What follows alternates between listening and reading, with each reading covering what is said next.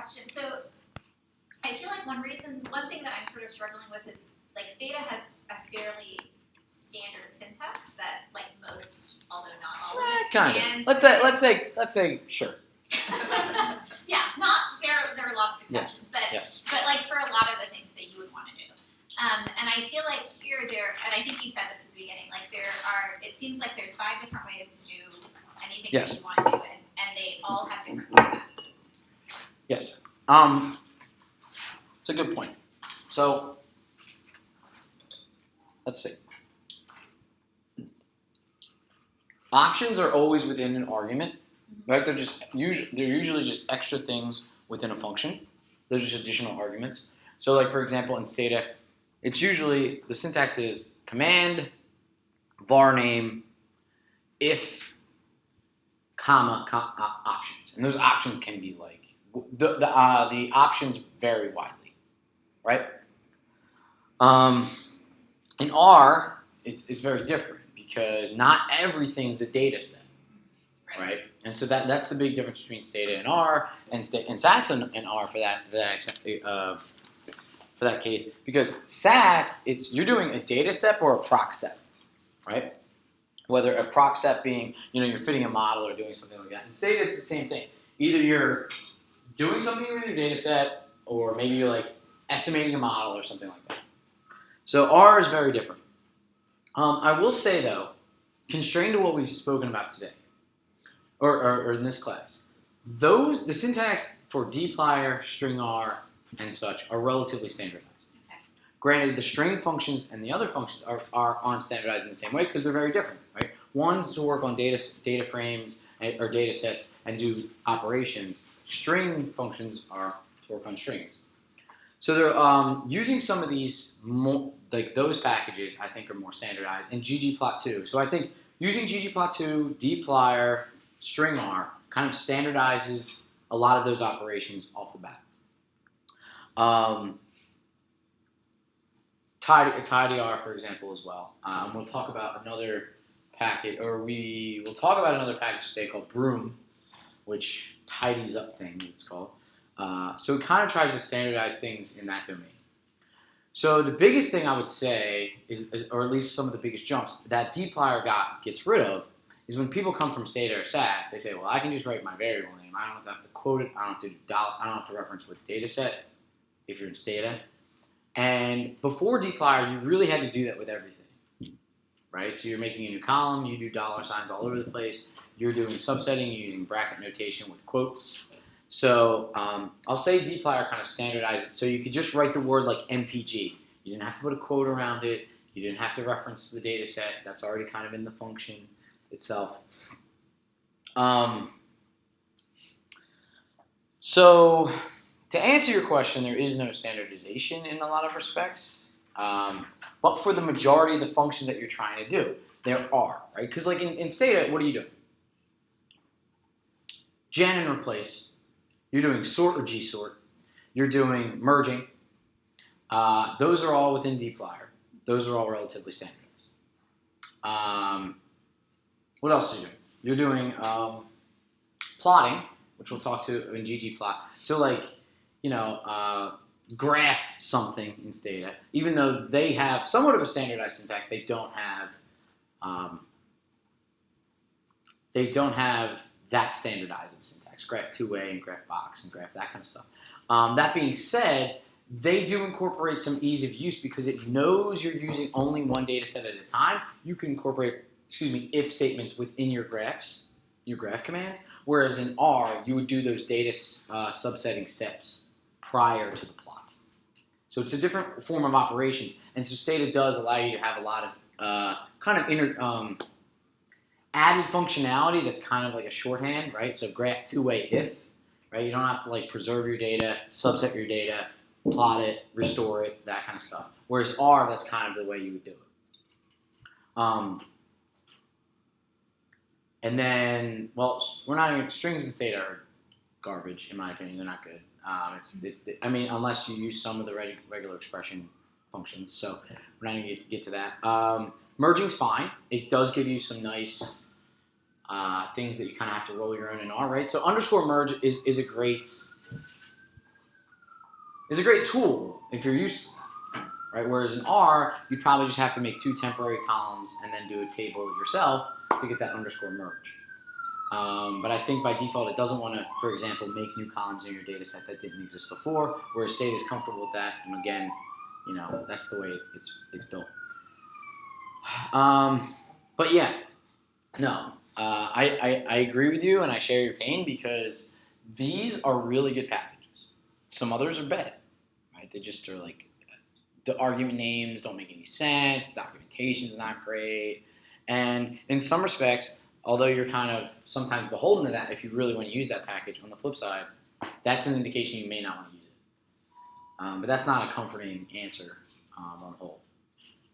So I don't really have an answer to that concern. So, but there's no like magic, like something that I'm missing because I keep feeling like why can't I get this to work and it takes a long time to get the syntax right? No, it just takes a while usually to get the syntax right. A little bit of trial and error. Yeah. My experience of this week has been, I previously never used the pipe thing. Yeah. It was just always functions. And to me, it took me months to understand how a function works. A word and a bracket and things in the middle, and you either get something or it does something or whatever. And I thought it was great. And now, in the labs, I've just been using functions. Mm-hmm. But this dplyr thing, it's nice because it looks logical, but I feel like I get scared of that because I'm like, well, what's...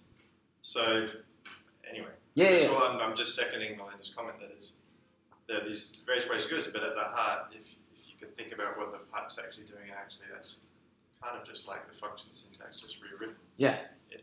So I'll say, yeah, so a lot of people who come from that had maybe adopted dplyr but don't really like the piping do things in just iterative steps. So df equals like select, and then df equals filter, and then df equals whatever, successfully versus one big block. Yeah. On the flip side, those coming from other languages, I find, if they put the pipe in there, then they know, I don't have to re-specify which data set I'm using. I know all these steps are for that one data set, right? So it kind of is this, people who've used R before but never used piping, I think they use the successive things where they, you just re-specify the data set over and over again and reassign it.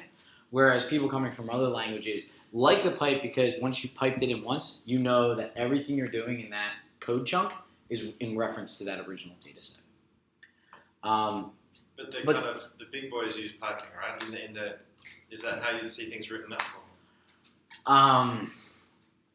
For like scripts, a lot of people use piping, but for those who are doing more programming, like defining functions and making packages, they do it without piping for the most part. That being said, the iterative approach where you say df equals select, and then the next line df equals whatever, I like that approach as well because you can step through that code, right? One step at a time, look at the data, one step at a time, look at the data, to make sure that step is performing the operation that you want, right? So you say like df equals filter these rows, and you run that command, and then interactively you say head or view just to make sure that that filtering has worked right, and then you can go on, because sometimes you have a typo or you misspelling, and sometimes you filter and like no rows are left in the data set. So then you start doing things where there's like no rows, and some things can fail. Like you try to define a new column, and it says you have no rows. Sometimes it'll be like you can't make a new column with like 50 elements. Like so, you're saying like, oh, I'm adding a new thing of age squared, and it's like, well, there's nothing there to begin with because when you did one of the steps previously, it just wiped out all your data because you filtered something, let's say, based on some category, and you misspelled the category. And it says, well, none of those records, met that condition.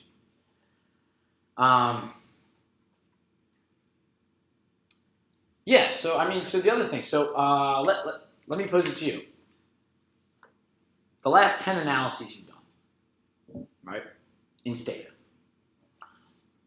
Thinking through those, what don't you know how to do in R with respect to data manipulation? In Stata, we would make many categories of a new variable. And the easiest way to do that was like a do loop or specifying part of it and then putting that in a for each kind of loop that would loop over all the data. And I've read on a few blogs and things, R does There's 4 loops. So give me. Can you maybe make the example a little bit? So like for each var of var list. Yeah. For each I being any of the columns. Yeah. So usually we would get to that the last day, but in recent years we haven't. So there are if statements and for loops. One of the big reasons I didn't cover if statements here because they're not the same as in Stata, right? So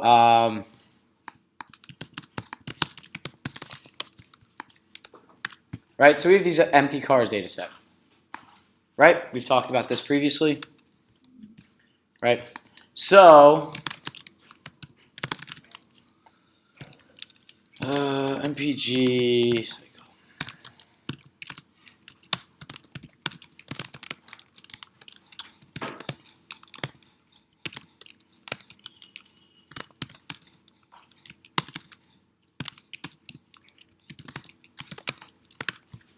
Okay.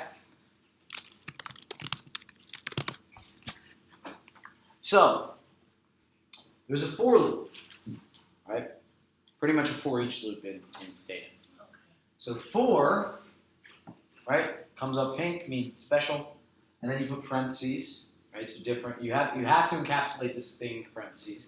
You say, what do you want to make this indexer, right? So you say for each blank of var list in Stata, whatever that blank is, that's what you put here, right? Just a placeholder that every time you do a loop, it'll change. And then you say in, again, pink or fuchsia, whatever color you think that is, purple, special. You have to say for blank in, and then you can either specify a variable here, you can specify a sequence of numbers. In this case, I'm just giving it a character string, MPG and CYL, right? Because I know those are 2 columns in the data set. I could have passed column names into there, and it would go through all the column names, right?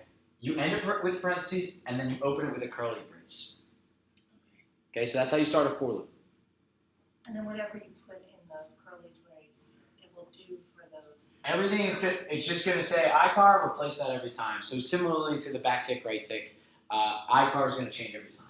So here I just pasted a string together, a new col. So every time it goes through, it's going to be MPG2, CYL2.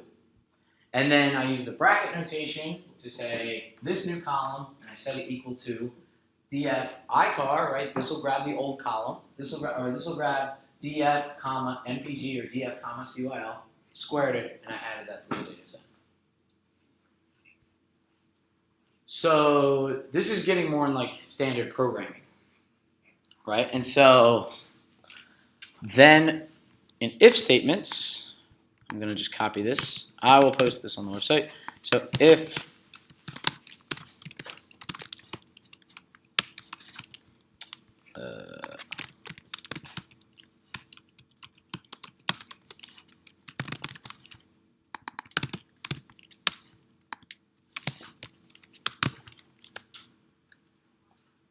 so let's say we did this. So if statements work like this. Again, you have to put parentheses around things, and this is not in any way similar to the if that you put at the end or in a command. So like replace if, it's not like that. But there is an if structure in Stata, right? So similarly to the for loop, you have to encapsulate the term in parentheses, and it has to return a single logical true or false. True, it'll execute. False, it won't. Right? So it'll say iCar equals MPG. So the first time it goes through, it'll say, oh, that condition's right. It'll run this command. If this comes up false, right? So if this is true, it'll run, and then you can specify nothing, or you can specify else, right? Which says if it's not true, then do this. Right, so if it's MPG, it's going to raise it to 2.5 power and call that MPG2. Otherwise, it's going to just square the thing and call it whatever that thing is too.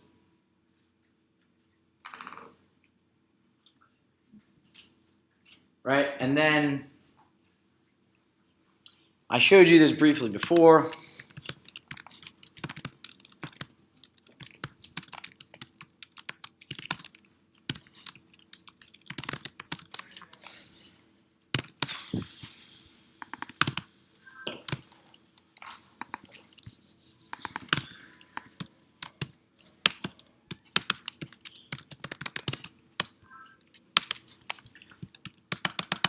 we can actually define a function that does this. So this function takes in 2 arguments. We can set it to have a default, for example. So if you don't pass in the second argument, icar, it's default to mpg. So when you do this, you could say df equals make df, or make2 df disp. So if we run these 2 commands,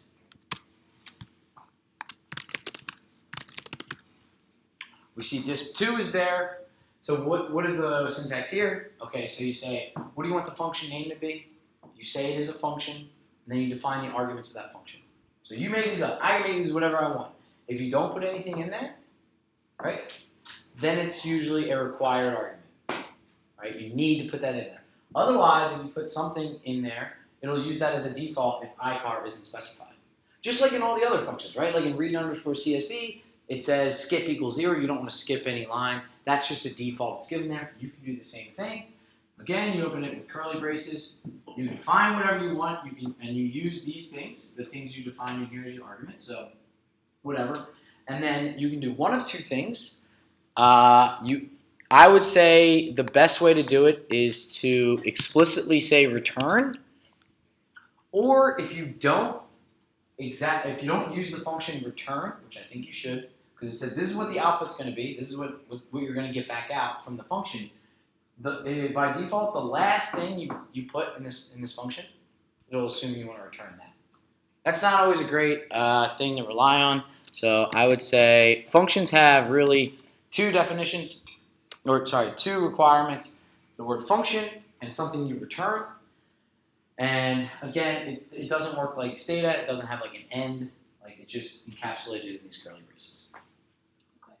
So there's I'm not going to cover it, but there's a lecture on functions in the website. So then there's other things like stop. Stop is a function that if something occurs, you can error out the program. So for example, in Stata, it's error 1, error 2. Like for example, in a lot of the code I used to use for Stata, I used to run count. So count some condition that I didn't think should ever exist, right? Like so count if sex is not in male or female for the data sets I have. If that condition occurred, I would say error 1, so it would just crash the program, so I would know that the data has gone awry. If that's the case, like if you say if any df mpg is greater than 100, right, stop, no one gets that good of gas mileage, right? So that doesn't actually, so none of them have over 100 in this data set. So I'm just going to comment this out. But let's say it's over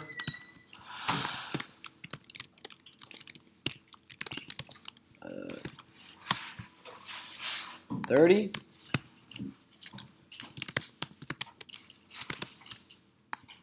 Right? So here's the thing about errors. If you run something where highlight and hit enter, errors will stop, but let's say print.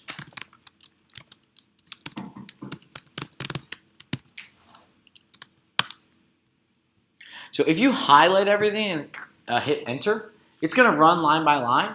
If it encounters an error, that doesn't mean it's going to stop if you run it that way, right? So there's a difference between run and source. If you run source, it'll pretty much run this as a script, and whenever you hit an error, it'll stop and not run anything after that. So there is a difference a little bit between run and source. So this command, stop, is saying like, oh, you got over 30 miles. Like our data set had some data that I didn't believe should exist, right? In the sense like this could be, if all the IDs are not in this, set of IDs that you read in, say, oh, like we have some weird data in there, or we have some new data, you have to double check what we did before, it might not be right. So this is how some of the ways you can do kind of like defensive type programming in R. So if statements, for loops, and functions. So my opinion that almost any single language is broken down into more or less for loops and if statements at the end of the day, right? Filter is just doing some sort of if statement saying like, is it in this set of columns? Filter saying, is it in the set of rows? For loops and that kind of stuff are just doing something iteratively over and over again, whether that be looping through. So these kind of can, do anything you want, but a lot of the operations are already built into functions in a much more intuitive way. So if you do want to loop over all the columns, you can do it this way, or like, not column. Like sometimes you want to do like a num list, so you can just do a sequence of numbers here. It doesn't matter, right? You'd say seq, and then you'd say like something like for I year in seq 2009 to 2015. You can do something like that. Doesn't matter. It's just going to loop. If you give it whatever vector you give it over here, it's going to loop over and do that. You can say in, define that in there. You can define it in there. You can define it out of there. So if you say like,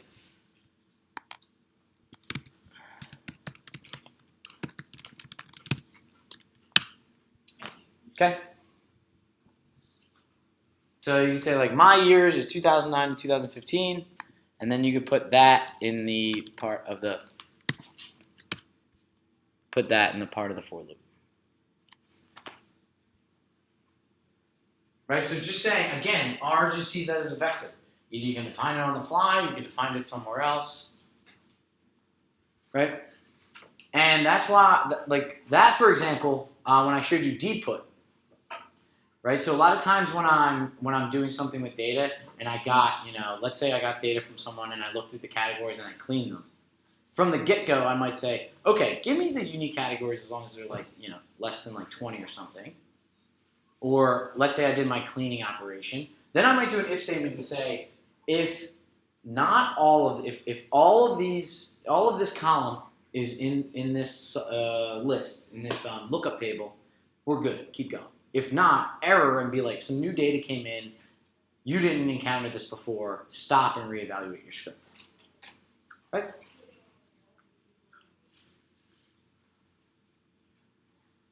Right? Or like, simple stuff, like if any age is greater than 99 or 95 or something like that, right? Is any age greater than 110, right? For these values, sometimes if you got data that was like 999 or something like that. Or if are the responses for this question, are they all within, yes or no? If not, stop. That kind of stuff. That's one way you can use if statements. And then you can use within the for loop, right? You do the if statement, and then you can just loop through all the variables that should be yes, no. You can put a check in there, and then if it fails, you can say this is the column that it failed on, and evaluate there and see what went wrong. Okay. You were asking before about things we do in Stata. Yeah. So you taught us how to write out a table to a CSV, for example. Mm-hmm. In the same way that we're using ggplot to make nice visualizations, is there a simple package we can write out a table to, embed somewhere, or is that not worth it? No,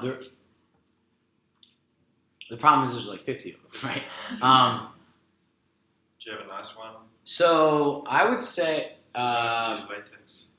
So Xtable is good for LaTeX. So the three or four I would use is probably Xtable, Pander, Pander, and maybe Stargazer. So Stargazer, although Stargazer is great, but it puts those stupid asterisks next to variables that have quote unquote significant p-values, which I really don't like. But let's move into plotting for now, because we're going to talk about models in a bit, and I think that'll become pretty relevant. Yeah. All right.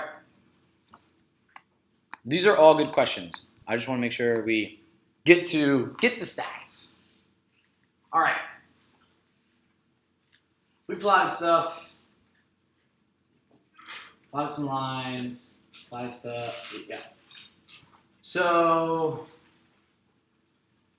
I think we got to the first part of the lab. Or no, we were at the first part of the lab for visualization.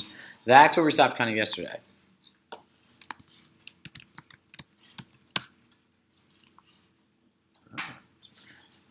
So,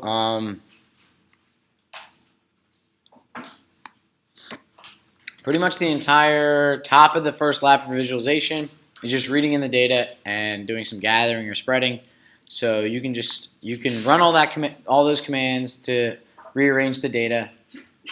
And the data we'll be talking about is type wide, I believe, and long. Ooh, and average, AVG. It says it in the code which ones we should be using.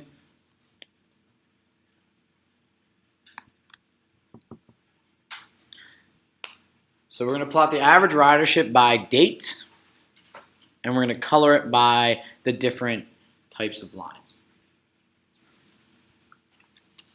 So again, you can use ggplot, where you just say X is, for example, date, Y is, I think, the value.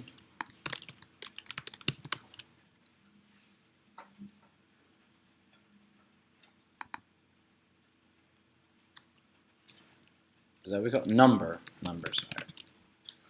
And then we can say color is mapped to something, and then geom equals line. So that's one, yeah. So again, I'm going to be doing the majority of the stuff in using the ggplot functionality. But again, qplot is good for quick plotting. So you can specify the x variable, the y variable, and some other aesthetics. In this case, we want to color things by the different lines. So let's try that. And we'll take maybe about 10 minutes for the first two. Maybe about 7 at 150. Did everybody fill out the evaluations, by the way, too? No. Not yet? All right, well, they do require that I take class time to do that. So I'm just going to assume I'll assume you'll do it at some point. It has to be done. No, it doesn't have to be done by today, I don't believe. But it shouldn't take more than like 5 minutes. Just say, like, I didn't learn anything, wasted my time, worst class ever.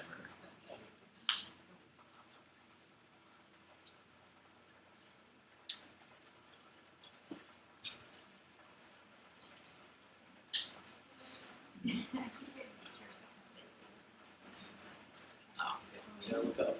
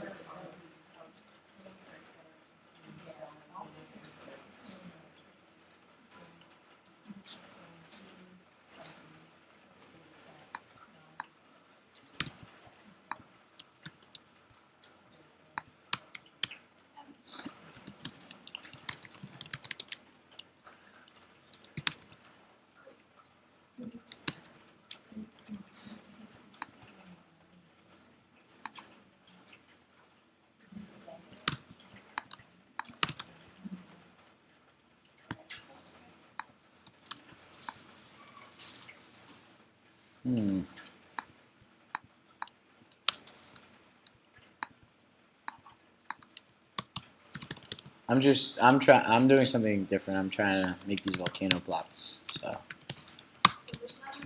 lab is data visualization. Data visualization lab, part 1.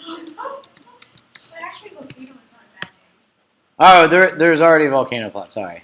There's something different. They're in genomics. Where they look like this. Things are exploding, I don't know.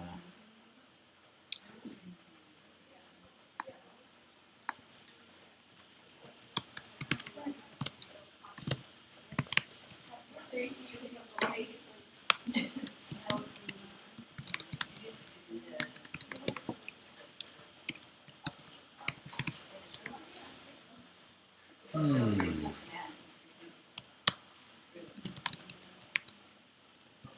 they actually graph I'll just read that. Yes, I remember. Amplify. That was I don't know how to use that, but it was.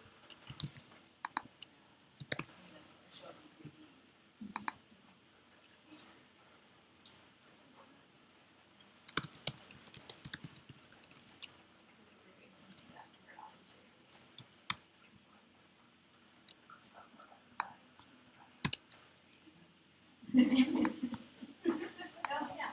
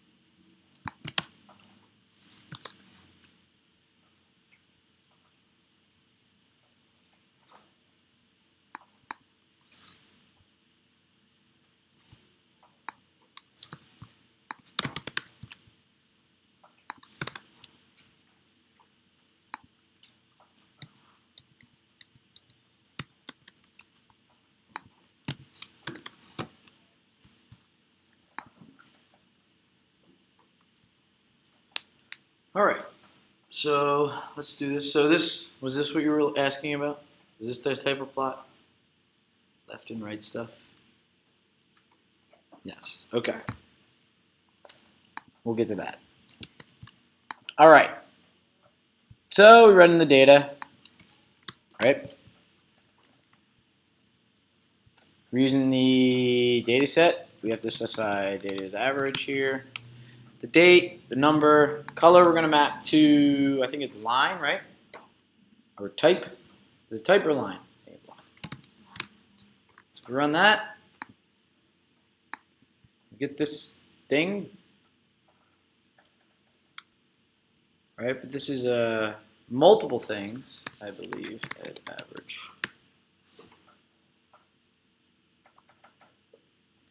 Right, so we may want to only do, so it's the average ridership by date. So let's look at average. So we may want to actually subset,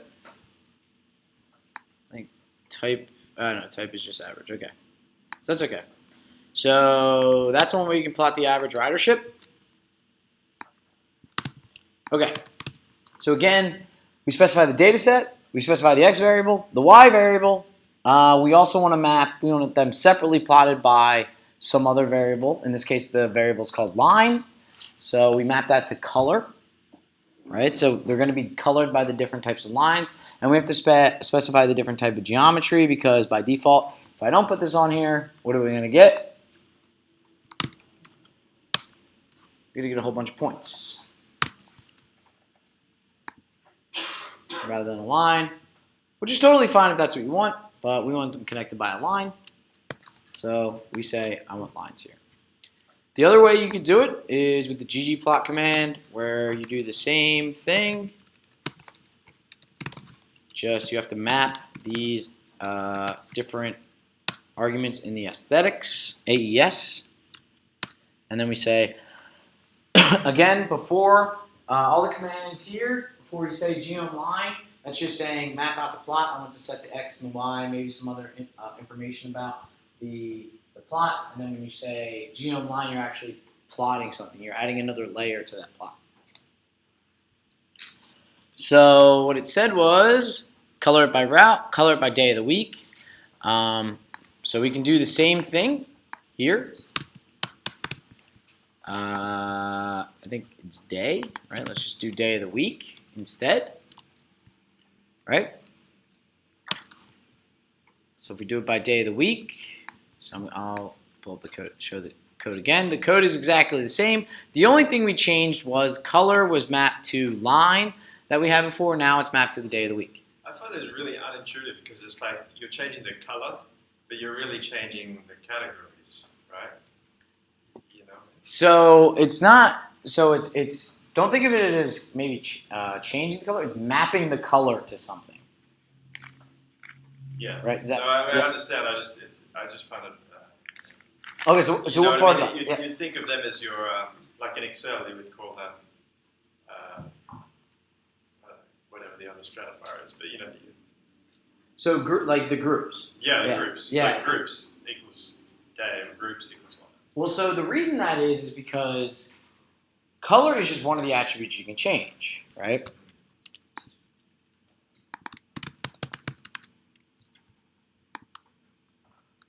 Line type, let's just get over here. Line type is another attribute you can change, right, rather than the color. Yeah. Right, so then Monday is a solid line, Friday is a solid line, Monday is a dash line, Saturday is a big dash line, or dash dot line, dots, dash dot, you know. So there are multiple attributes you can change, the size, the shape, the color, so yeah. But if you wanted to have them all the same attribute, but still group them like that. Like all lines. Yes, so there is, you can say group. Group's a little fickle, but let's see. Okay, that just closed R. And it's not important. I was kind of just saying how it just took me a while to realize that that's what was going on. Because it sounds like you're just labeling the groups, but in fact you're saying these are. Yeah, you're determining the groups. Like I would have thought you'd say groups equals days. And then Use these are the use these different line colors. types or different colors. Yeah. Exactly. So so try grouping.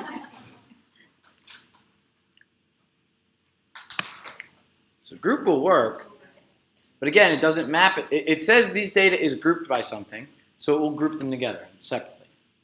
But it doesn't change the color, right? Because that's not mapped to anything. Yeah, because it wouldn't make sense. Yes. Yeah. But if you just want to say do these things separately, you can specify group. Okay. Just using group and some of these other things together get a little.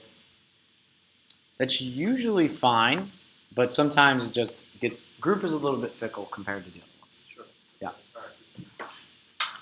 So same code, we just changed out again the color. Right, and then also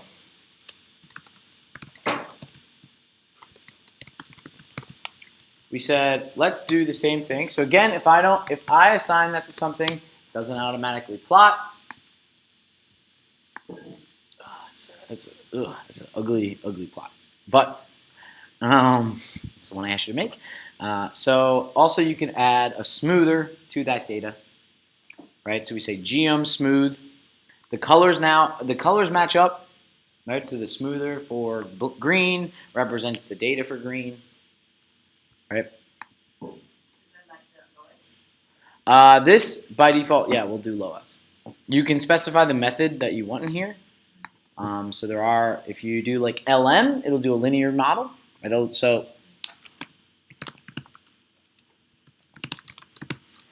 if I say method equals LM,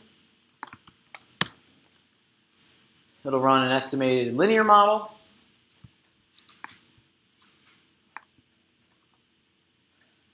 Right? So it'll just plot straight lines.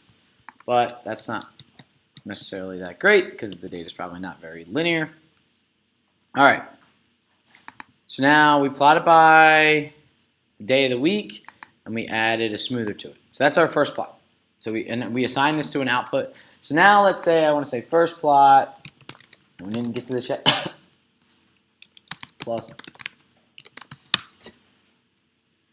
So I can specify the X label, the Y label, and we'll get into that number of riders.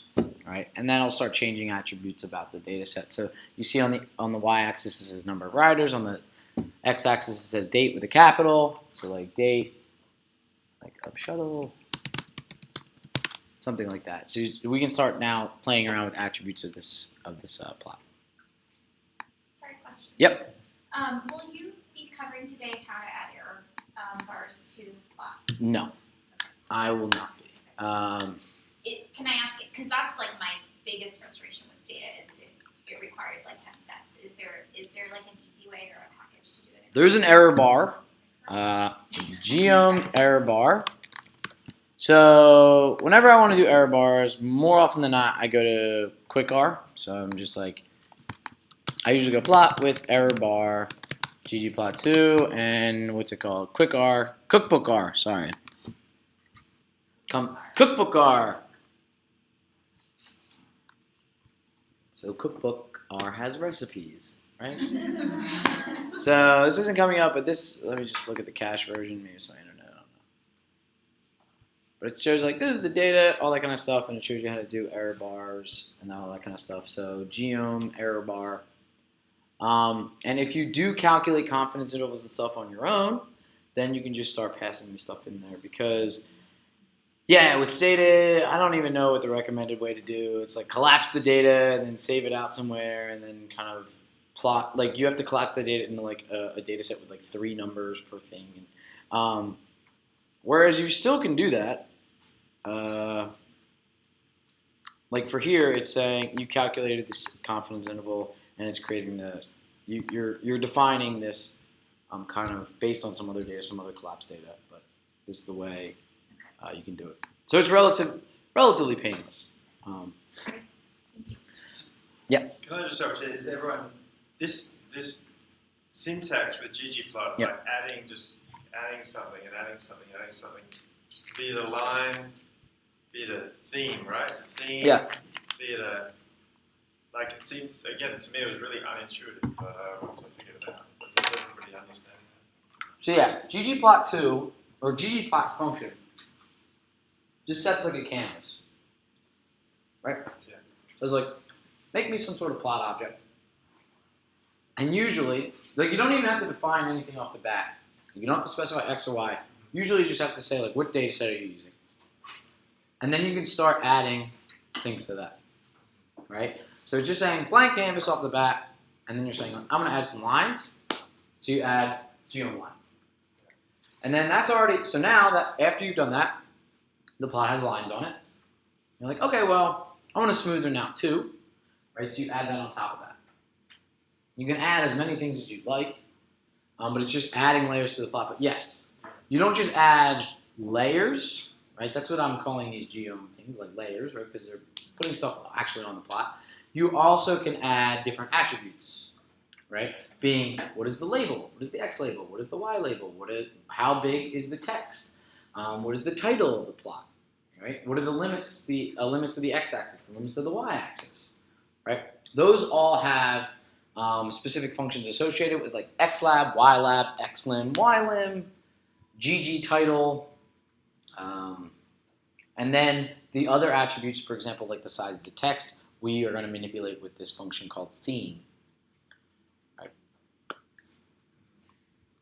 Yeah. This may be because I missed session yesterday, but grammatically, it's different from what we learned before. I mean, it's not like typing. It's not like you could No. add this parenthesis within parenthesis within parenthesis. This is like adding additional. Yes. So this is very ggplot specific grammar Correct. to me. Yes. Correct. Yes. Yes. Why not just do parentheses, which is more consistent with other? What do you mean? Why not do more? Like, That 10 parentheses. because that does not conform to the grammar of graphics, which is why this package was created, to conform to this theory of plotting. So all the plotting grammar in R use plus.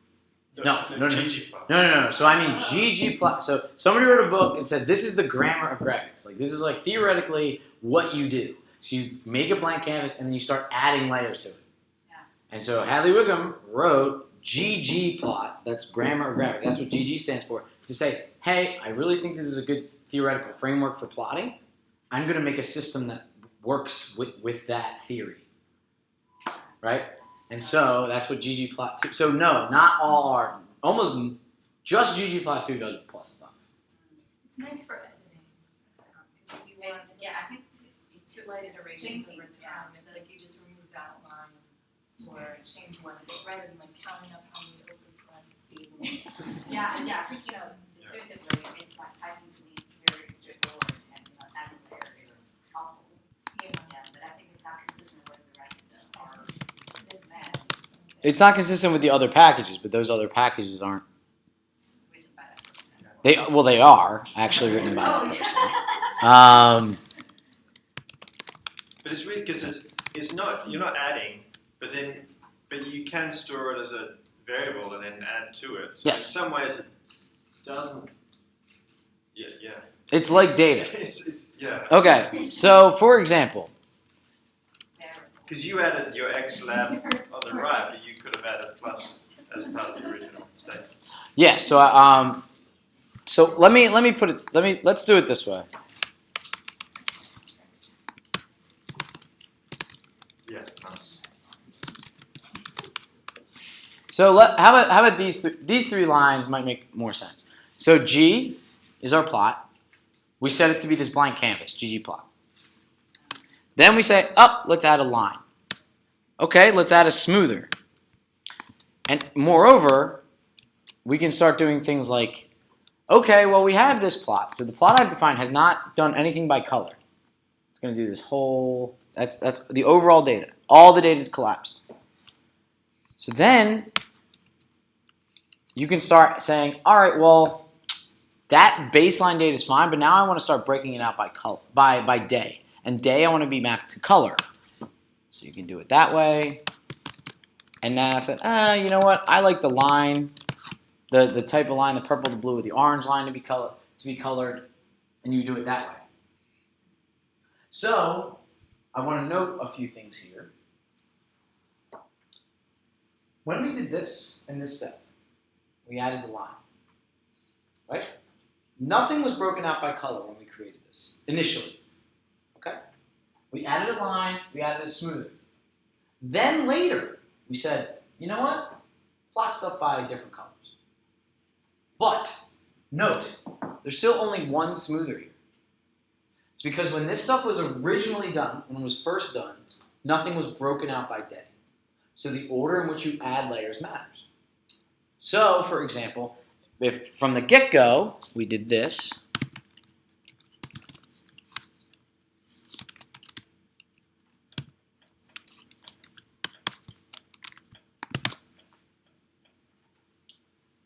when it creates line, things are already saying group stuff by, make different colors for these objects, right? When you plot it. So these are different orders in which we did things. We said, you know, this is our base canvas. You know what? Color things by line, color things by the type of day of the week. And then when you start adding lines, it knows, hey, I want to add a different line for every day of the week. And when you add a smoother, it says, hey, I know I want a different smoother for every day of the week. Okay? So there are ways to kind of circumvent that. So for example,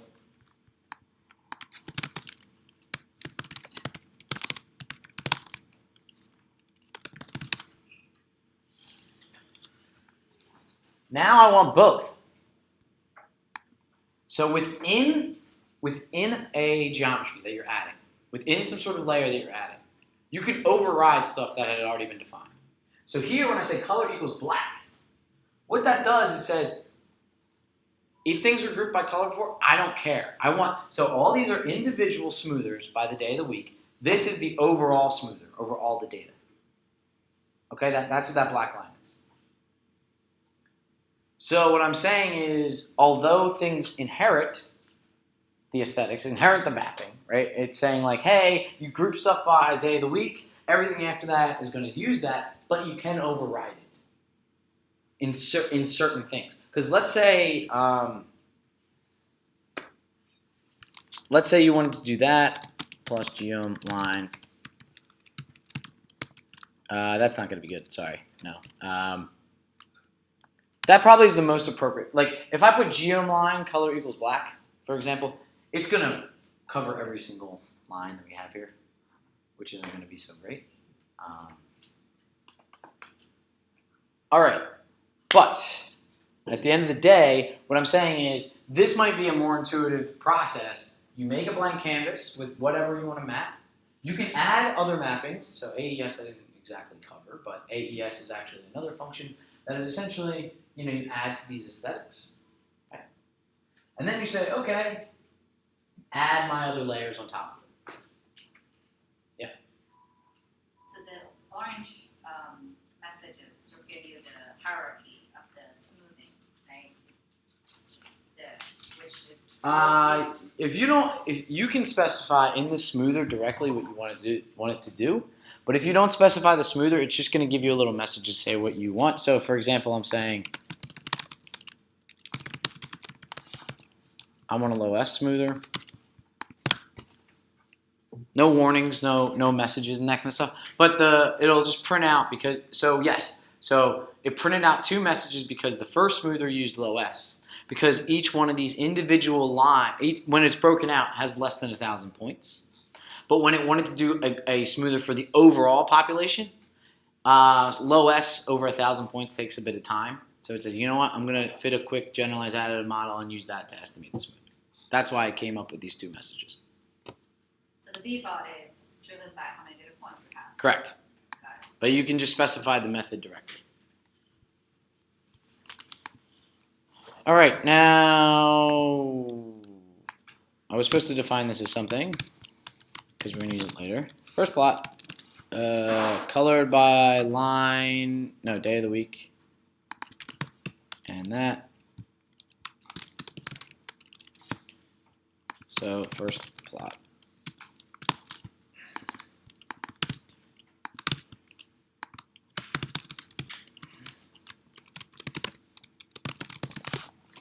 So our first plot, again, things are broken out by day of the week. We want to add lines on there. We wanted to add smoothers as well.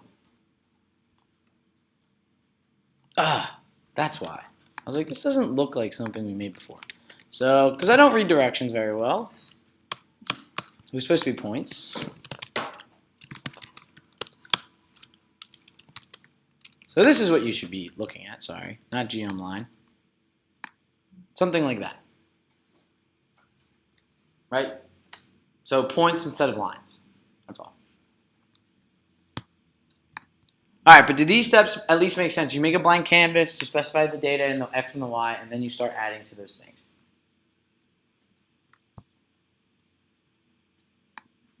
Okay, is everybody comfortable to move on? All right.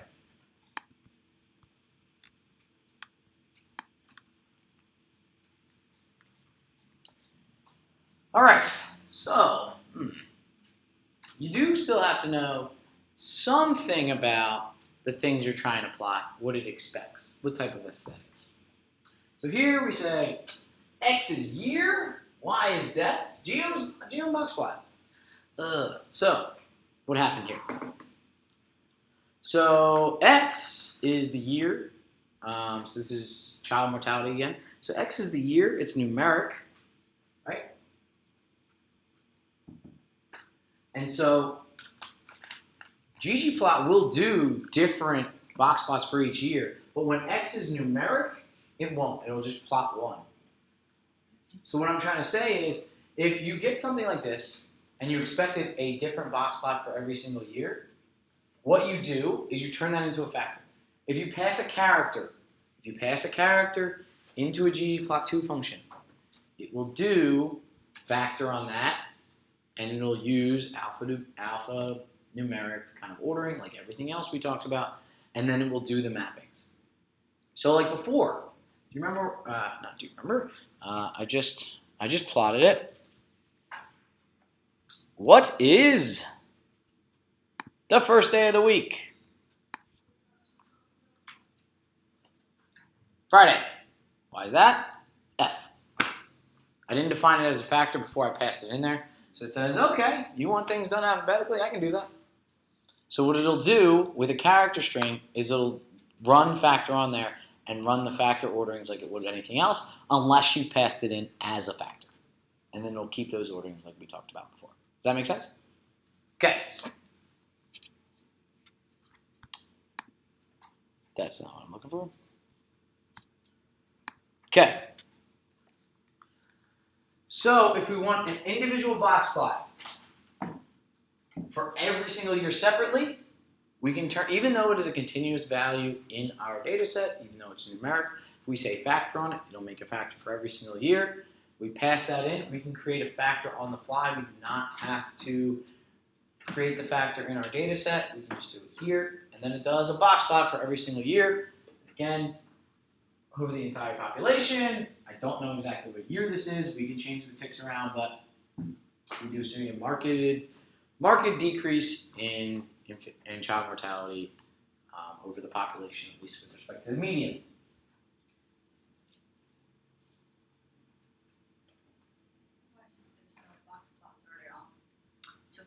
No, there are box plots down here, but if there's only individual points, they're going to be really, really small, or there may be only 2 points, so the box is just really, really small.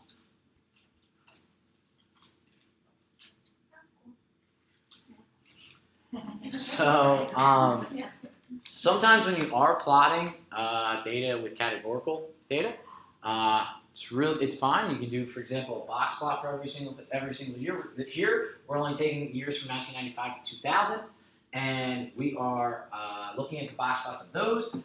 And again, we're making year into a factor. We're using this data set. Y is deaths. We're using this data set sub-year, so only these 5 years. And we're saying Y, plot the deaths, X, plot the factor. So if you don't want it to do that estimation, right, 1.5 times the IQR above or below the 75th or 25th percentiles, it puts points there, says they're outliers based on Tukey's idea. You can say outlier.shape is missing, which by default will not print those points. The question is whose phones, right? Yeah, it's the yeah.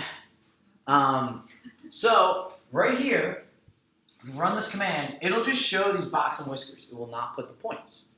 The reason we do that is because we're going to put the points on top of it anyway, right? We're going to overlay all the data on top of these boxes. So if we said geom point, what's it going to do, right? It thinks of these as factors, right? So it's going to put all the dead points scattered out, but it's pretty much going to put them all in a straight line, right? You've seen these plots before, right? Where you accidentally print a categorical variable and it's just like a straight line. It's like a line plot of points, right? Which is like everything lined up. Usually, you don't want to do that. You want to still present all the data, but you want to jitter the points a bit. So there is a specific thing called geom jitter, which takes in mainly two arguments, height and width. So height and width is saying how much do you want to jitter? How much do you want to move the points? And so we're going to use the default width, or we're going to say height equals 0. I don't want you to change any information about the depth. I want you to keep that fixed, right? But I want you to jitter the x and y with respect to this because we made we made the year into a factor. So I just want you to spread out the data, right? So let me demonstrate exactly what I mean, because if you've never seen one of these plots, I'll be surprised where you just gonna run everything. So again, let me show you what I mean. Get all this crap out of here. All right, clean up. Yes, clear all the plots. This is plotting all those box plots. Okay. So it's just doing a subset. And again, we said outlier shape is nothing, right? So when I say outlier.shape equals NA in box plot, it says don't plot those extra points. If I had taken that out, if I had never said that, it would do the point saying these are outliers, quote unquote. Now, also, let's say I add points to that. I'm going to say, well, I'm going to run this command and add geom points to them. Okay? Great. Oh, that's great. Right? Shows you so much. Right? The problem with this is like a lot of overplotting. And again, this is not the way you want to display the data. So that's what geom jitter allows you to do. If we look at the help file, really the two arguments that it talks about, width and height. Width and height are in there. If you don't put anything in there, it'll use some defaults. And in this case, when we use the box plot, it knows to do the what? I don't know what that was. It's probably just because my window was so small. It knows to jitter pretty much within the same width as the box plot. Okay, so this gives us a good estimate of the two. Now I will show you what happens if we change the order around. The plot looks a little bit different, and by that I mean totally different. It plots over though. So there are ways to get around this.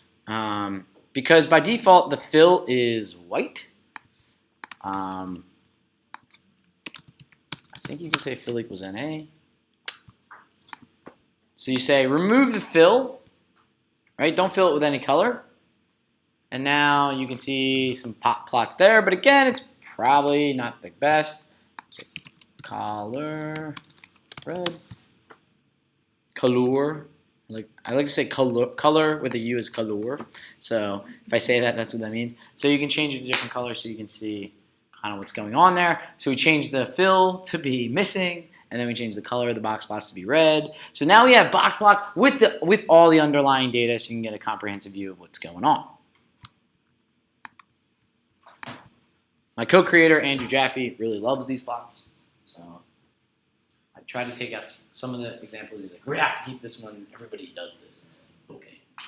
Okay, facets. So sometimes you don't want to map a variable to some sort of color or fill or whatever. You want to do that. You want to do a separate plot over these categories. These are called facets. Okay? So we say X is year, Y is this. We want it by lines. Facet underscore wrap. We'll do, so we do facet wrap, and then we do this formula syntax, tilde, what's the variable we want to put on there, what is a variable we want to do plots over, in this case country, so it gives us a plot for every country separately. It gives us a separate facet for every country. So there are two main functions that you use in ggplot2, facet wrap and facet grid. And they have different behavior, and I will show more information about facet wrap here. So one of the arguments that facet wrap has is number of columns, right? So here, I think it says like, it does some sort of estimation like, you know, I'm going to spread them out in some smart-ish way. But let's say you want to say, now I want to line everything up by pretty much the x-axis. I want one column so I can see things going like that. I could have said n row equals 1, and everything will be lined up like that. But pretty much you can specify number of rows, number of columns, and it will fill things out. I believe this is different. It'll fill things by the rows. It'll do, if you said, you know, 1 row or 2 rows, 3 columns, it'll do the first 3, then the next 3, and so on. So facets are the way to break things out by subplots. This is by order or by, I forget what it is in graph 2a. I think it's by. It's by or order depending on what graph you're doing. So qplot, similar way, pretty much similar type syntax, except for instead of facet wrap, you just say facets. And it'll give you that plot that you want. So you can do more than one facet, right? And like I said before, this tilde thing is called formula syntax. And when hopefully we get to models later today, by hopefully we're definitely getting models, the way you do syntax is y tilde x1 plus x2 plus x3, so on and so forth. So you can add multiple facets by the tilde, variable 1 plus variable 2 plus variable 3 plus variable 4, and we'll do a whole series of facets over all the combinations that are seen in the data.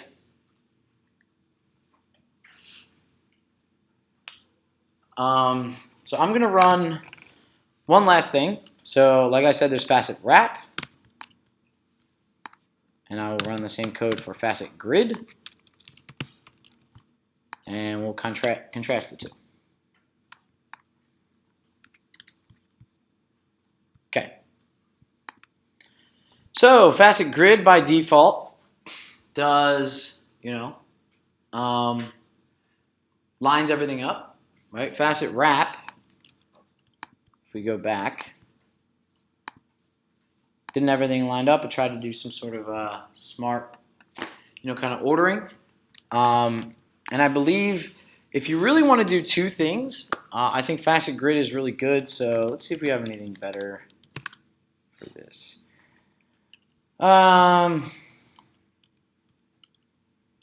Okay, so I'm going to say something silly like English is. So let's say sub country. Let's just say United States or United. I need another facet to go over, so I'm just making kind of a false one here.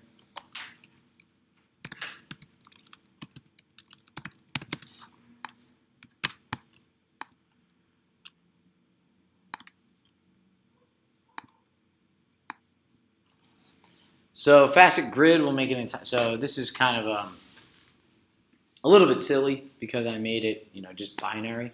But let's say, for example, let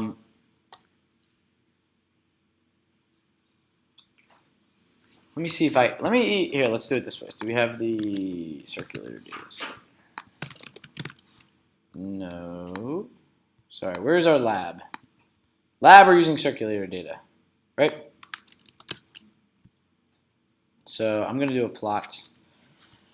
All right, so the data is long, so I'm going to say long. I'm going to do ggplot. X is the date. Y is the number of people on there. We're going to color it by, we're not going to do any coloring yet. I'm just going to do GM points.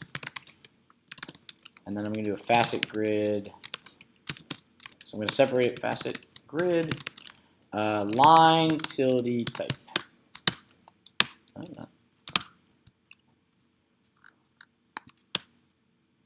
Okay. So it does a grid, right, of Y and X. So these, it's really probably a bad indication. Let's do one more plot, or let's add some color to our lives. And what was it called? The line. Nope, not the line.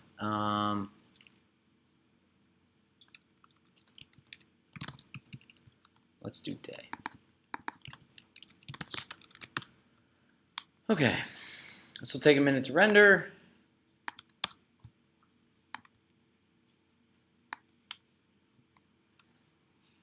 All right, so these are the days of the week. This is the x-axis is the actual date. These are the different types of numbers we have here. Boardings, the average or getting off. We colored it by the day of the week, and we see, or sorry, we colored it by the line, and these rows represent different days of the week, different columns represent different data. So you have a whole grid of the combinations that you used. So facet grid is good for stuff like this when you're making a multiple. I think this is probably a terrible figure. I don't know. Too much stuff going on for me. I have a question. Yeah. This is silly, but if you wanted to make the dots smaller, what option is that? So that is size. So we can, so if you don't want to map it to a variable, so when you want to map things to variables, you put in that AES. If you don't, size 0.5, let's say, you'd put it within the function itself. Okay. All right. That's a good point because you couldn't see anything. But yeah, and I believe, I don't know, I haven't done this, but there are ways, for example, I believe to have it say like 0 to 0, 2,000, 4,000, 8,000 for like the top two panels, but every other one it won't display every single tick and stuff like that. But yeah, there's a lot of different customizations you can do, but yeah. So facet wrap and facet grid are good for doing breakout panels by subplots. And there's not a quick and easy way to have them label things like A, B, C, and D for figures. You have to kind of do that yourself, but there is an annotate function that we'll get to a little bit later that you say like subplot A, subplot B, subplot C, right? Because that's the way you usually break them out, or at least the way I have to break them out for a lot of my papers. So let's go to the lab and go to the second part.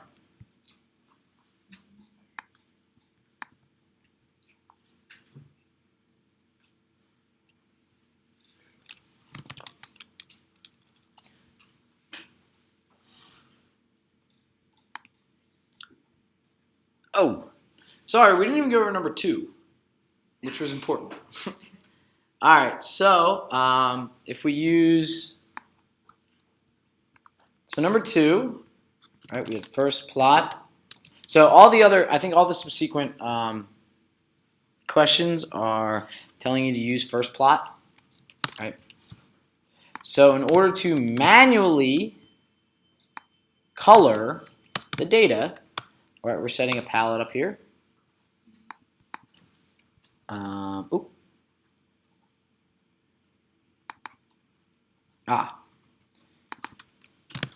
Sorry, first plot, the color is mapped to the line of the data, the green line, purple line, or whatever.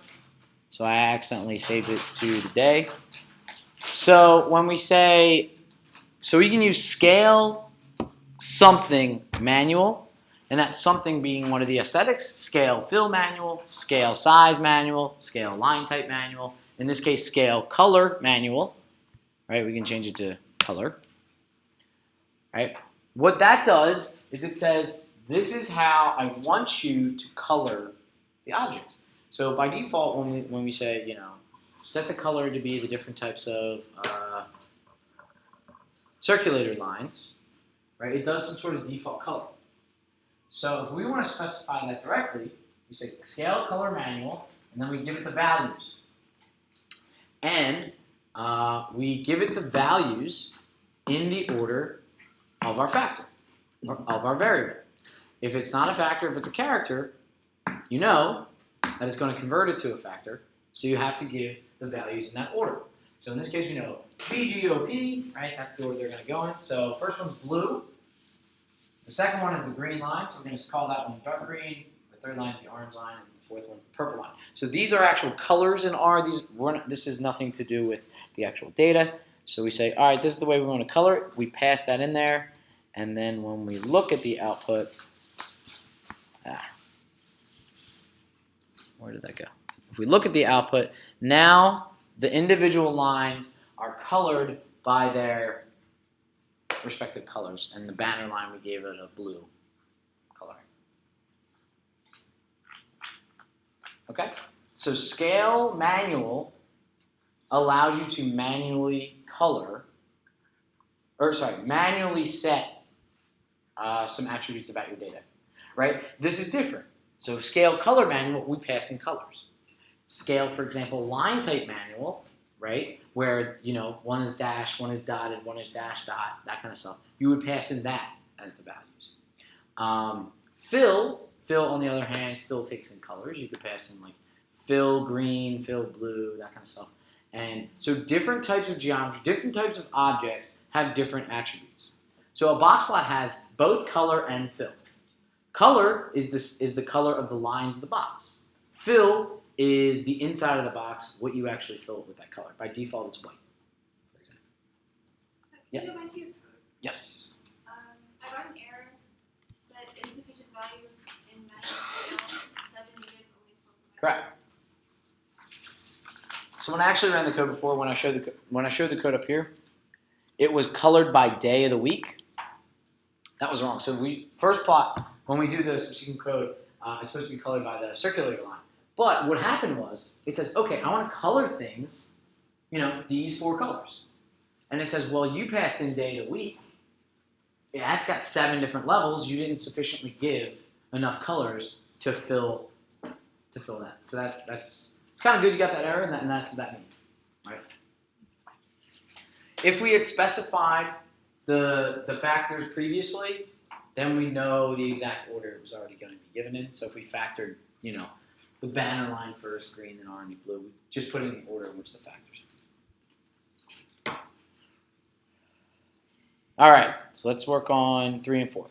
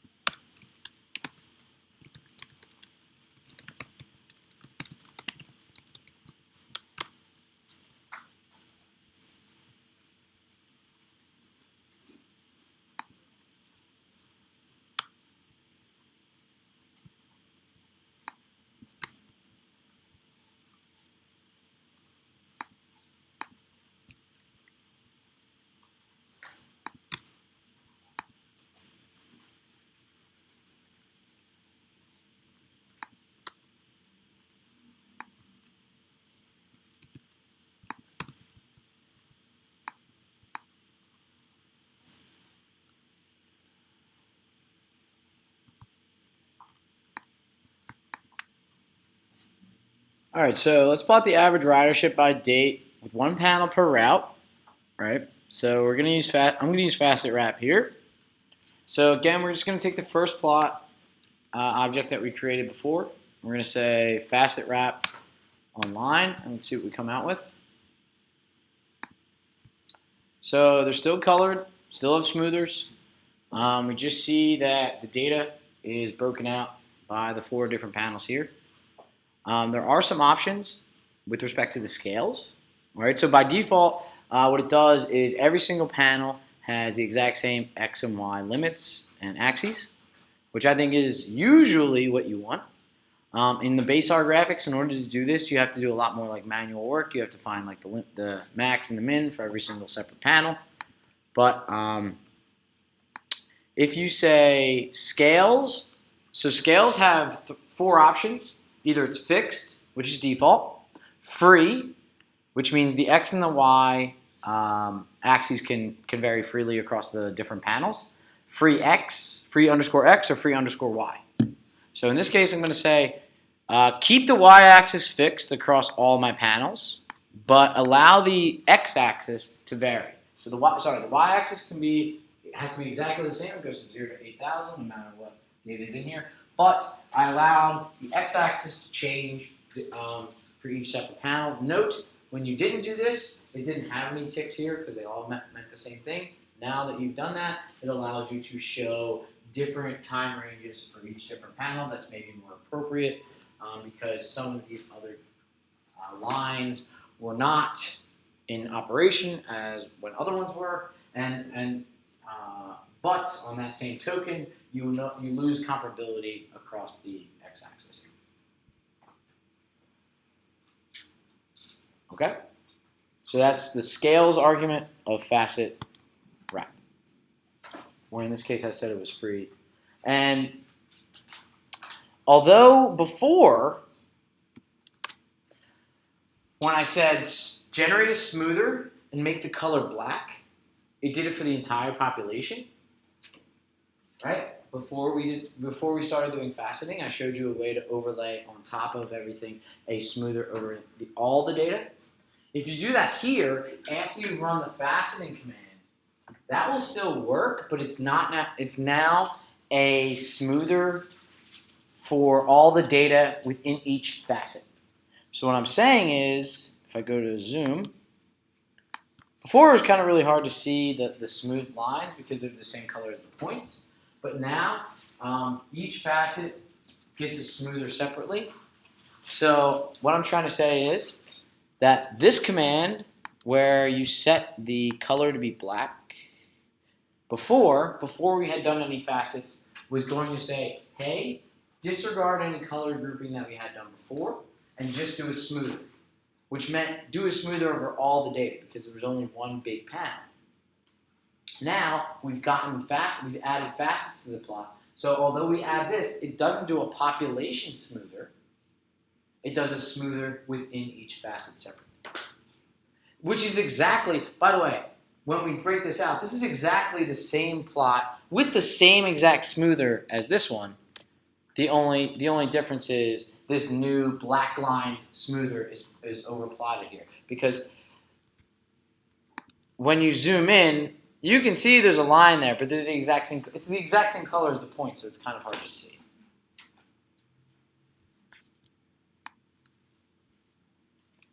So plot the average ridership by date with separate panels by day of the week, colored by route. Again, first plot is already colored by route. Let's see what happens when we say facet grid. All right, so we get a separate panel. Again, by default, the scales are fixed. The scales are exactly the same for every single panel. And we see that the lines are colored. And if we do facet wrap, we can change up the y-axes, and I will zoom in on this and then flip to the last plot.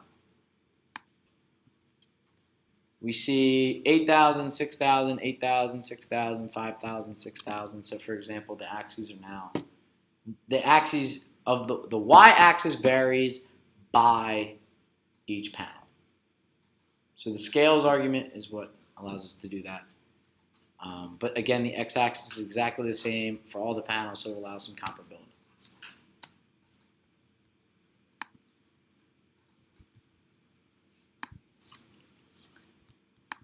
All right, so we made stuff. We made plots. Now we want to save them. So by default, R will plot stuff in your display panel. From there, you can export the plot using that export function. That's not the way I would say. That's not the way you should do it. You should do it in code. And the devices you usually use are bitmap, JPEG, PNG, TIFF, and PDF. There are some packages that are like there's a WMF package or something like that for Windows meta files or whatever you usually get out in Stata. I don't know. I tend to use either high resolution PNGs, high resolution TIFFs, or a PDF. So the biggest, the only, and the most important thing is PDF. You can open up that device and start plotting like 100 different things, and when you close that device, 100 plots are going to be in there. But for bitmaps, JPEGs, PNGs, and TIFFs, you can only have one plot per file, right? I mean, you've never scrolled through a PNG, right? It only has one thing, but PDFs can have multiple plots in there. So PDFs are usually good when you're doing exploratory analysis or sending off to someone. PNGs or PDFs when you're actually making a figure that's like, oh, look at this one figure. That being said, PDF encodes all the information into the PDF. So if you plot something with 1,000,000 points, like a scatter plot with 1,000,000 or 1,000,000,000 points, and you put that into a PDF, that file is going to be really, really, really big. But these other ones do what's called rastering, so it essentially doesn't save all that information there. It saves just the picture. That being said, PDF, you can zoom infinitely into a PDF and it will keep high resolution. Everything else, you zoom to some point and the resolution gets crappy. So usually I use 300 to 600 PPI, right? PNGs or TIFFs for my figures. So the way you do this is you open the device. You open the device with these functions. These are actual functions: bitmap, JPEG, PNG, TIFF, or PDF. You say that function, that type of device, in this case PDF, and then you specify the file name. And you can specify other arguments, other options. In this case, I want a PDF, which is an 8x8 square. And then I'm going to do plot 1, I'm going to do plot 2, and if you try to open this PDF before you run this command, this last command that closes it, it's going to say, I can't open it, it's a corrupted PDF.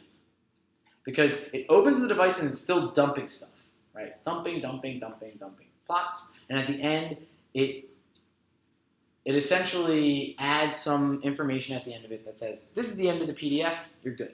And if that information isn't added, almost every PDF viewer on the planet is going to say it's corrupted. So if you use Preview, if you're using Adobe, that kind of stuff, it's going to say not going to be able to open. So sometimes if you're saying, like, I made this PDF, it's on my computer, I can't look at it, that is usually because you haven't closed the device. So you open the device with one of these commands, run your plotting commands, and use dev.off to close the device. It doesn't matter which device you have, doesn't matter if it's a PNG, whatever, you always use dev.off.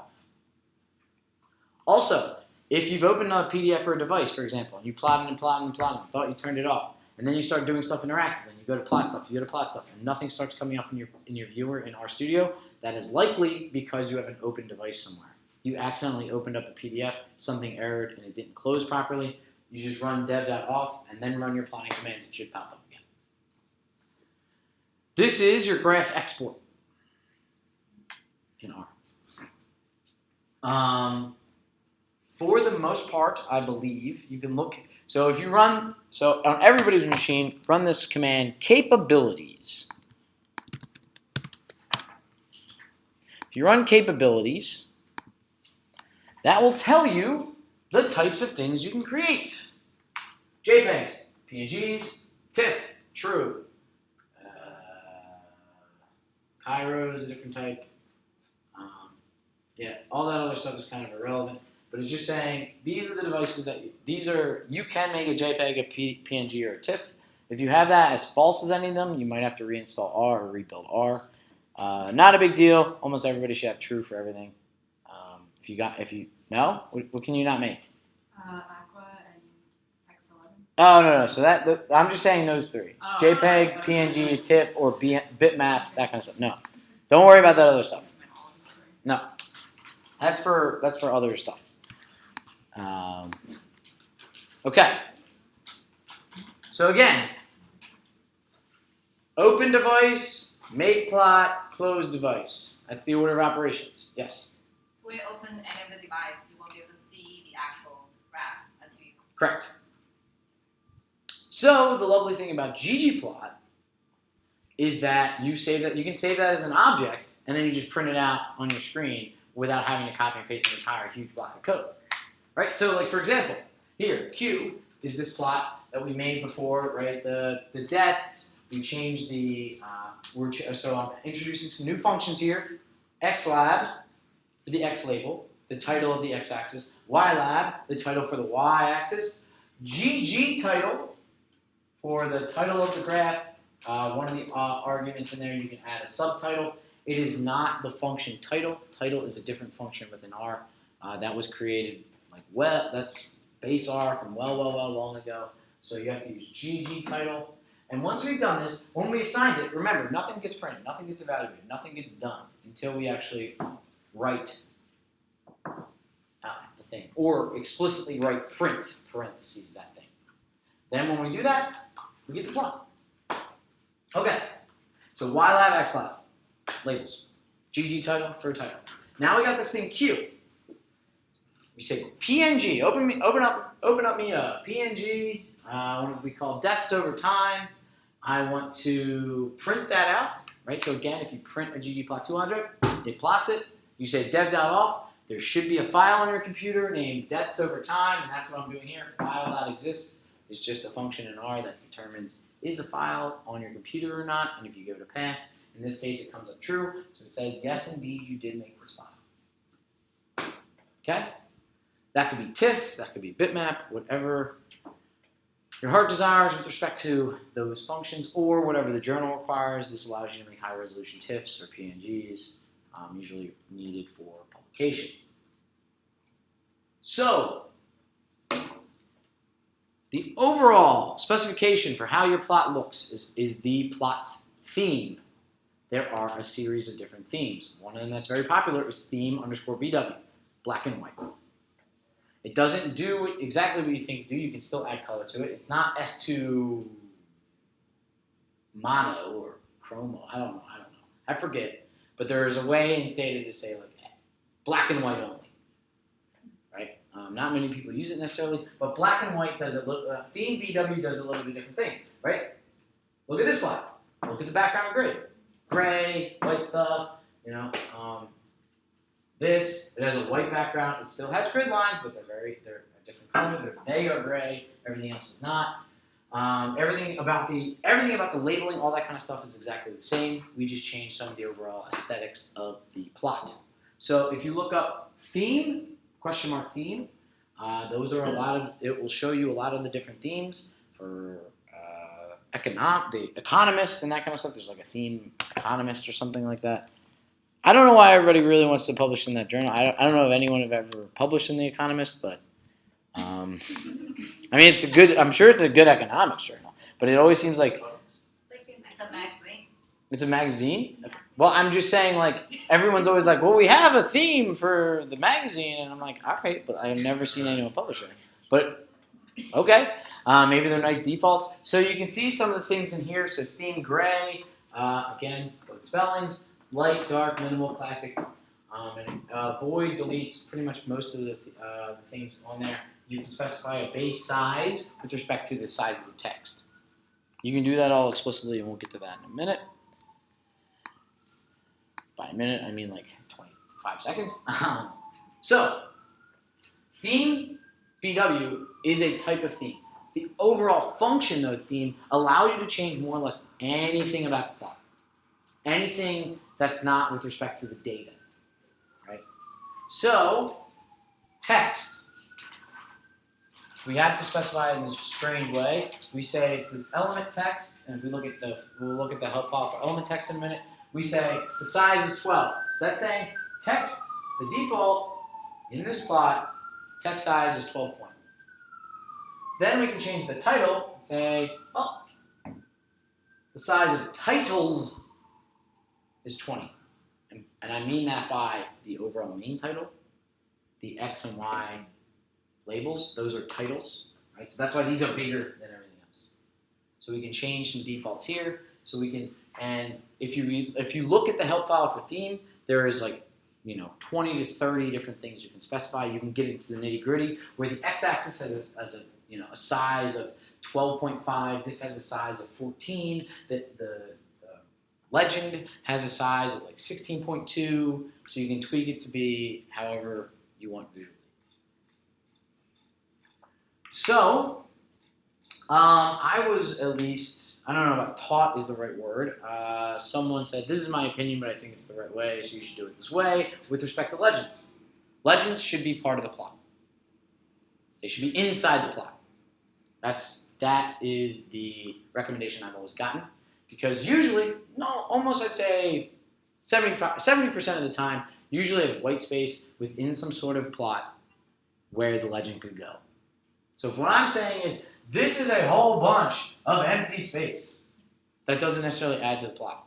So if you've ever read stuff by this guy, Edward Tufte, he talks about things in a very extreme way. He talks about ink to information ratios, like how much ink is on something. So he came from a lot of that, some of that theory was before, you actually had, digital information or digital images, but it is still a sound theory, right? You shouldn't be putting stuff in there that isn't relevant. You should be drawing the reader's eye to the things you want them to see. Not in a misleading way, but in a way to convey information. So, I'm changing some stuff around. Axis.text, I want to be size 14. Axis. I want these to be bigger. All the titles, I want to have size 20. Axis titles.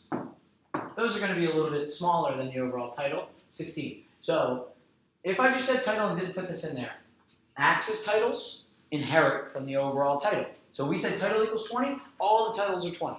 Now we're re-specifying the axis title specifically is a little bit smaller. This will be 20, these will be 16. Legend.position is the legend, where do we want it? And we specify that with respect to percentages of the plot. So 0.9 and 0.8 mean 80% or 90% along the x-axis, 80% along the y-axis, and start there. Okay? And then legends, there's still some inconsistencies that annoy me here. So although it is legend.position, the way you use that is not the legend command. There is a legend command in R. That's in base. They're called guides. So you say guide, color, right? So there's guide for color, fill, shape, size, all that kind of stuff. Because if you map any data to those aesthetics, they're going to say something over here in part of the legend. So in this one, we're saying this legend, where the data was mapped to color, I just want to change the title of that to be capital country rather than lowercase. So I moved it, but you see this. So this spot that would bother the heck out of me. It's a white background. It's filled. So if there were any data under here, they'd be masked completely, kind of like the box plots we had before. So I wrote this thing that is a specification of a theme, which more or less all it does is it makes the legend completely transparent. It makes these little boxes transparent. It makes the words transparent. It makes the big box around it transparent. So the lovely thing about this, and the thing that's really nice about ggplot, is I just define this as an object. And now I just say, add it to my plot. So for example, you have someone in the group that makes really, really, really nice plots, or it makes the theme for the group, right? You copy that, you add that to your plot, and it specifies all the things, all the ways that you like, and then you say, I need this plot, and they say, all right, we'll use our specification for our theme. We want a white background, we want these sizes and that kind of stuff. And you can still change it and override it, but if you add it to it, it'll lay everything out, at least in that way. And so now it's within the plot. I still would probably move this down a bit.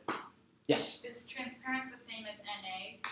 When you were typing it, or you were making something transparent? Fill equals NA.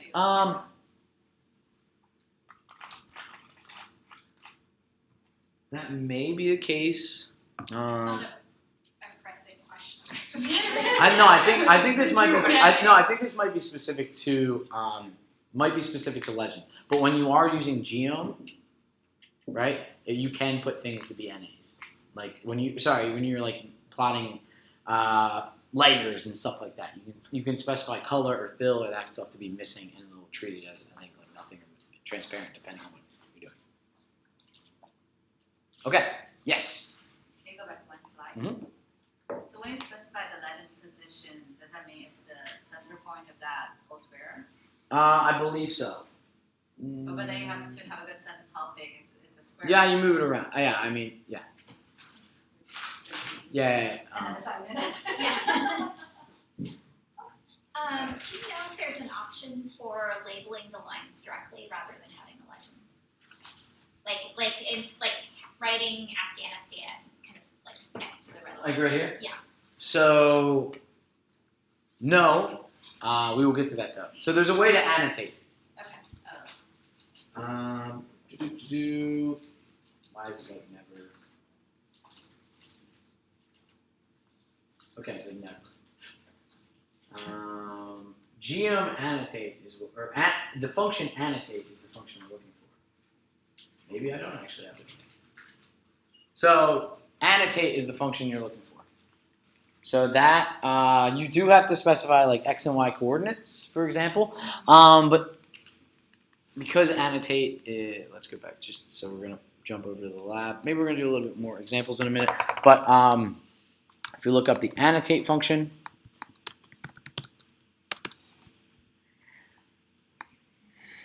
there is also a geom text, right? So let's see if we can do this really quickly. So let's take the means, right? So why don't we move on to part 3, and I'll do this to see if we can just annotate those, each one of the purple, green, and orange pattern lines based on, let's just say, their mean value or something. Okay? All right, so let's move on to part 3. So it's just changing some of the aesthetics.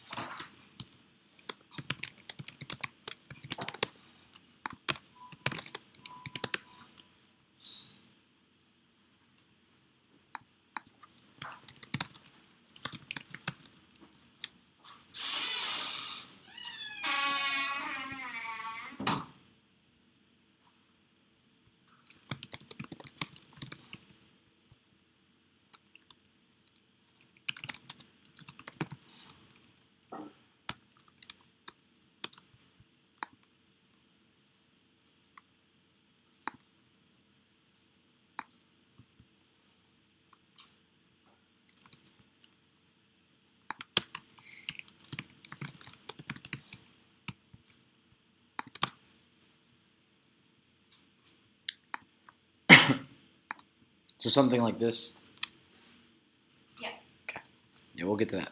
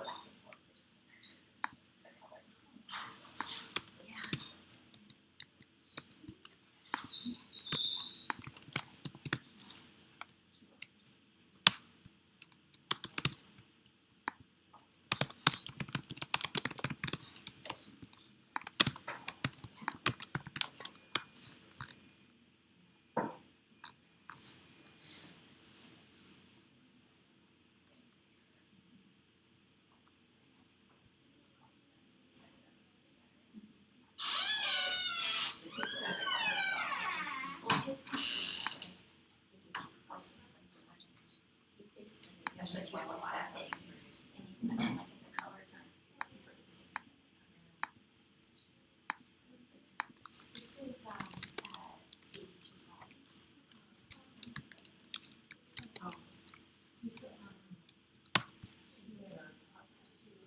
Yeah, so that's what he does. He like takes pieces of stuff and makes it better. Yeah, it's not even just pretty. Like, more take infographics and different ones. This is not very good. Like this, they don't have this makes sense.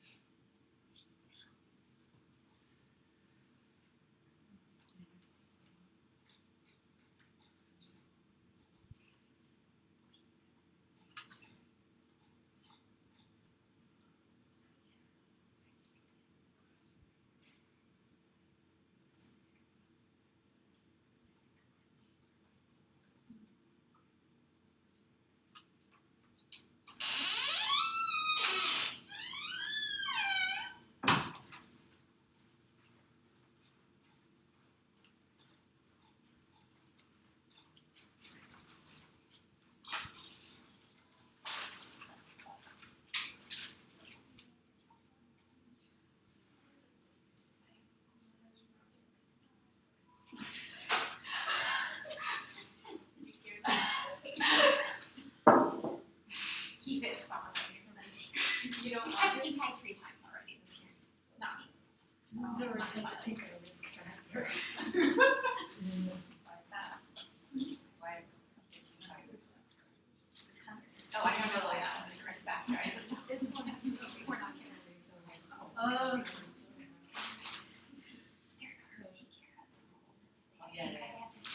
I would not. yeah.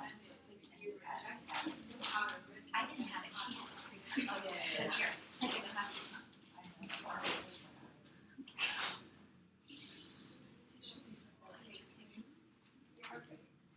That's a great way to market. I know your goodies. Not touching the Keep the bag away from the What is it? Chocolate? clearly you wanted to all through this stuff.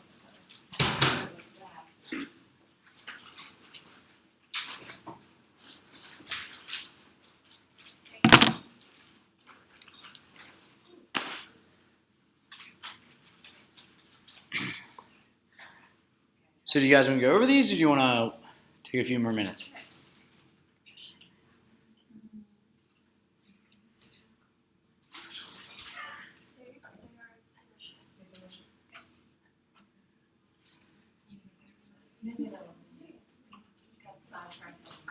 This is the most snacked group I think I've. Or the most, yeah. So like yesterday was Reese's Pieces, right? And then say, yeah. I mean, those are from I guess the last. Or no, are those from the last meeting or somebody actually? This is in addition to what we buy. Oh, okay, yeah. Yeah. There's a lot of chocolate in it.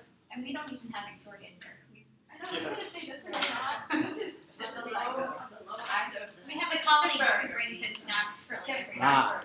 But you should come to one of our large groups. It's like food all day. I can talk about mine because I'm already eating a brownie. I have a brownie in my bag. It looks so good. I'll take it. Yes. You don't regret. I want one. So good that I can bear with it. Well, yours are on summer break right now. I mean, they're too old for fries, Yeah. I think. All right, so let's go over this so we can. Because there's a lot more visualizations kind of going through the lectures, and I definitely want to get to statistics, and I definitely want to leave for like 15 minutes, half hour for a wrap up and just discussion. All right, so let's plot the average ridership by date. Let's say we already have that, color by line. We already have first plot, so we're just going to use that. So how am I changing the X label? Just X lab. Call that year. Just going to add another thing in there, right? So let's add Y label. Number of people. Let's make some black and white on the backgrounds. And then we're going to add to the theme. We're going to copy this text is size 20. Just before we go on. So if you say element text, it talks about element blank, element rectangle, element line. So we've used some of these element rect and element text. Element text pretty much to change the size of text and certain things like that. Element rect, when I was making the transparent legends, I changed some of the filling. So if you look here, you can see a whole bunch of things with respect to element text. The family, the face, right? Being, what type of fonts do you really want? You can horizontally adjust, vertical adjust. You can angle it. You can change the color, line height. Anything you kind of really want there. I mean, if you want bold, italic, or plain, I tend to just keep whatever font's there. But some people are very specific about their plots. So we can change things like that. So let's just say angle is 45. Let's say angle is 30. Let's say. Let's see what we get out of here. Zoom. Whoa. Yeah, yeah.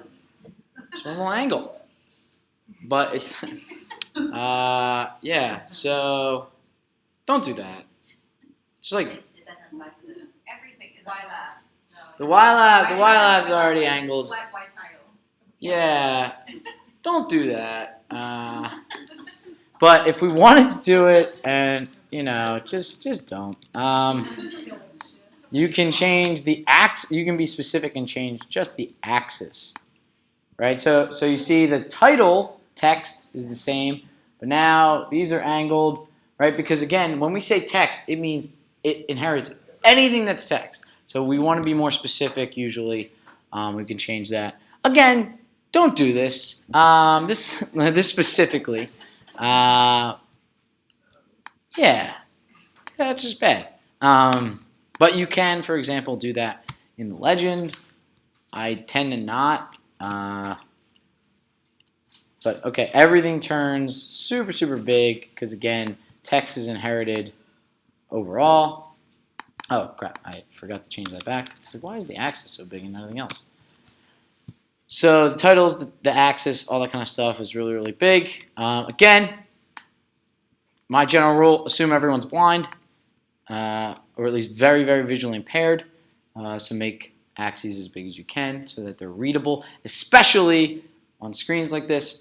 I see Melinda kind of popping her head in here now. My other recommendation for slides, as a shorter person, the bottom of the screen, you're going to cut off, 20% of your people are not going to be able to see it, right? So when we are in rooms like this, people put stuff at the bottom of their slides. I just say, I hope that wasn't important because I can't see it. Can I ask you a quick question? Yeah. If you wanted to capitalize line your legend, Yes. how do you change that? So guides, right? We map that to color, right? Equals guide legend, and then there's a couple options here: title, title.position, title.theme. Again, adjustments, title, line. Let's say that'll change that there. It's huge. It's the line. All right. You can change it to be whatever you want. It to be like route. Root. Can you break down the logic of that last line there? Because it seems very strange. Yeah. So it's agreed. So if let's look at guides. So usually it's Wednesday, but apparently this group it's Friday. It becomes this. Why doesn't R do it this way? And I say, I don't know. I'm just telling you what it does. No. So usually you do a few things. Pretty much one of three things that I use guides for. Either you set the guide completely to false if I want to remove it. Right? So you'd say color equals Guides false. are like legends. Guides, or anything. more or less legends. Legends. Right? So guides, and you map whatever aesthetic to something, right? So in this case, we map things to color. So if I say color equals false, it's going to say get rid of the legend for color. Because sometimes you might map multiple. So let's do that. First plot plus. Our first plot was just the cameras, right? First plot, excuse me? Sorry, I'm just forgetting what's already in first plot. First plot is things mapped out by just the route. Right. And then I said, okay, do stuff by like day of the week, but let's make a different line type. So we made a mapping for color. For a color was mapped to the route, and the line type was mapped to day of the week. So what happens is there's two guides. And so let's say, I don't really need the line one. Let's say the one that was mapped to color. I can just say that's equal to false, which means it'll take it away completely.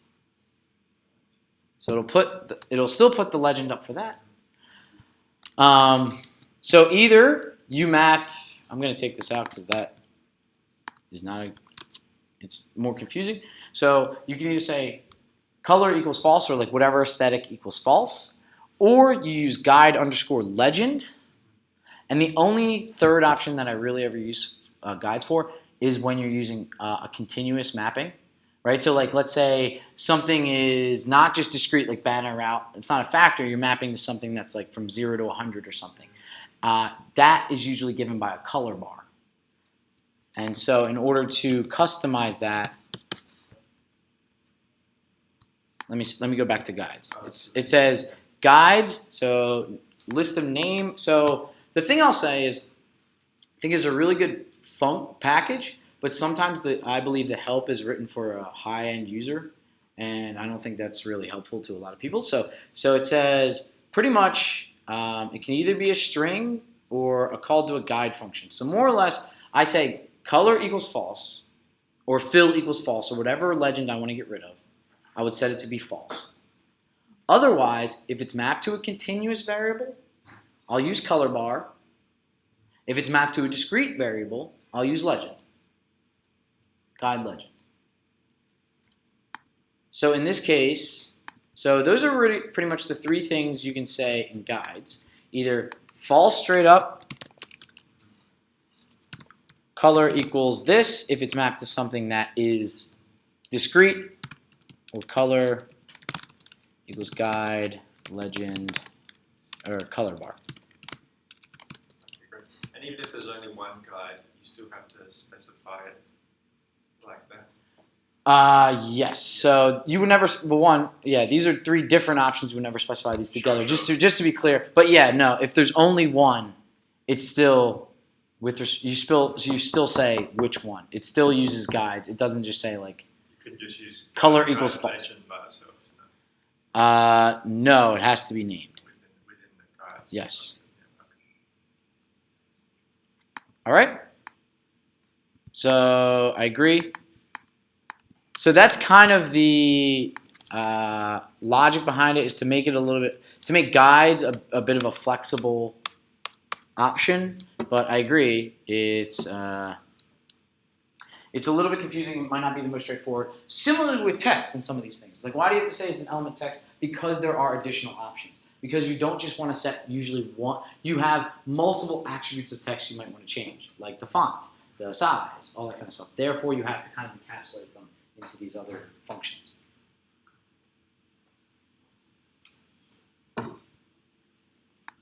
So this is kind of the blessing and the curse, right? So you have full control over every single element of the plot, which in Stata sometimes you don't. But in order for that to be kind of, I wouldn't say logical, for that to be doable, sometimes the syntax gets a little bit complex. Okay, so we're going to do the average ridership on the orange route versus date. So we have to subset the data. I'm just going to grab the ggplot command from up here. So I'm just going to say P for plot. We're going to do the date. We're going to do the number. I'm going to say average. I'm just going to say orange. The orange line, right? Oh, sorry, we're not just doing averages. Sorry, we're doing, what's the data called? Long.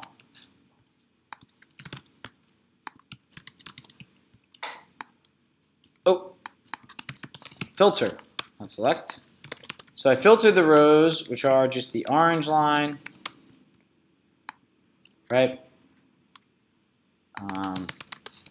Sorry, this is going to be easier if we use this other data set, where one of the columns, so if I say view, so there's a column for A lightings, column for averages, column for boardings, right? So we're going to take this data, put it into ggplot. So again, we have just a blank canvas, but we can't use number anymore. So we want to plot the average ridership by date. Okay. So here's what I said before about it's probably better if the data is long. So if we want to plot A lightings, boardings, and average, we either have to do one of 2 things. We either keep this data as is, where they're in 3 separate columns, or we use the data set where it's very, very long, where each one of them is a separate row. I'm going to show you both ways how to do it. So let's say this. Or maybe, we'll start this way. Okay, so the data is orange. The x-axis is date. We can say geom line AES y equals A lightings. Line type, what do we want? Solid? Dashed.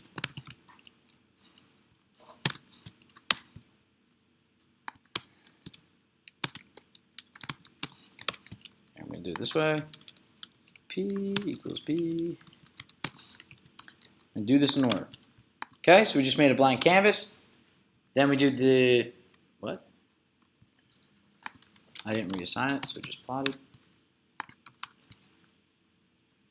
So there are the people getting off, right, with dashed. And then we can add in the same thing where it is boardings. And then we can do the same thing where it's average. Where average is supposed to be solid. Right? So if it's in separate columns, you can separate things like that. This is still a terrible plot, but that'll be able to do it. We aren't coloring by anything right now.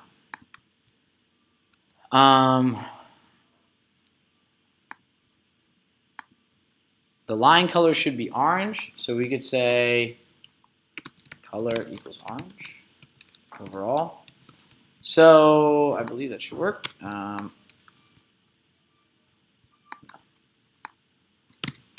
each one of these, we want to say like this is orange, this one's orange, this one's orange. So okay, just to be clear, things within AES are mapped to variables in your data.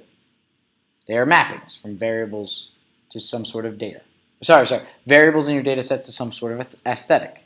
That's what AES is for. If you put things in the functions outside of it, that is like just setting the things default. So setting the value directly. So I didn't put color equals something inside the AES. I said color equals orange outside of this, but still in the geom line function. What that will do is that will make the line colors orange. Right, so let's say I just made the solid one orange and then took all this away. The default's black. So these will both be dashed lines. It's like aesthetics, there is data, and your aesthetic is outside of the aesthetic. Sorry. So aesthetic, things in aesthetics are, it really means which aesthetic do you want to map to data? That's what that function really is talking about. You think Y is an aesthetic? Huh? Nothing. Yeah, Y is not. The Y-axis is not an aesthetic. It is a thing. It is a concept. Color is an aesthetic, right? Yes. So really, AES is not, aesthetic is not the best way to think of it as just map. The function is not map for, I think, theoretical reasons, but really it says like map. Right? It's map something about the plot to data. What do we plot? Where do you get our Y value? That makes sense. So it's map. Let's say map instead. So you agree that it's stupid, that's Yeah. So I'm saying if it's inside here, you're mapping some variable to that thing. That's a good method. If it's outside, you're just setting that thing. And that's what I mean by aesthetic, because you can't set X and Y outside of that. Okay? So that's one way you can do it, where the data is wide, right? If we set the data, so here,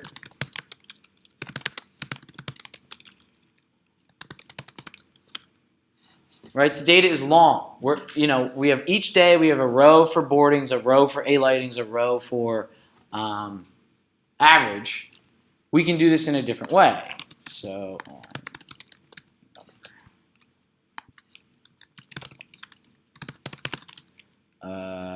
type. Get out of here. Okay.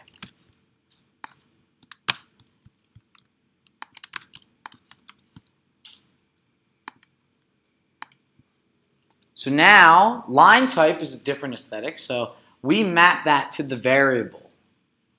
That variable name in the data set was called type.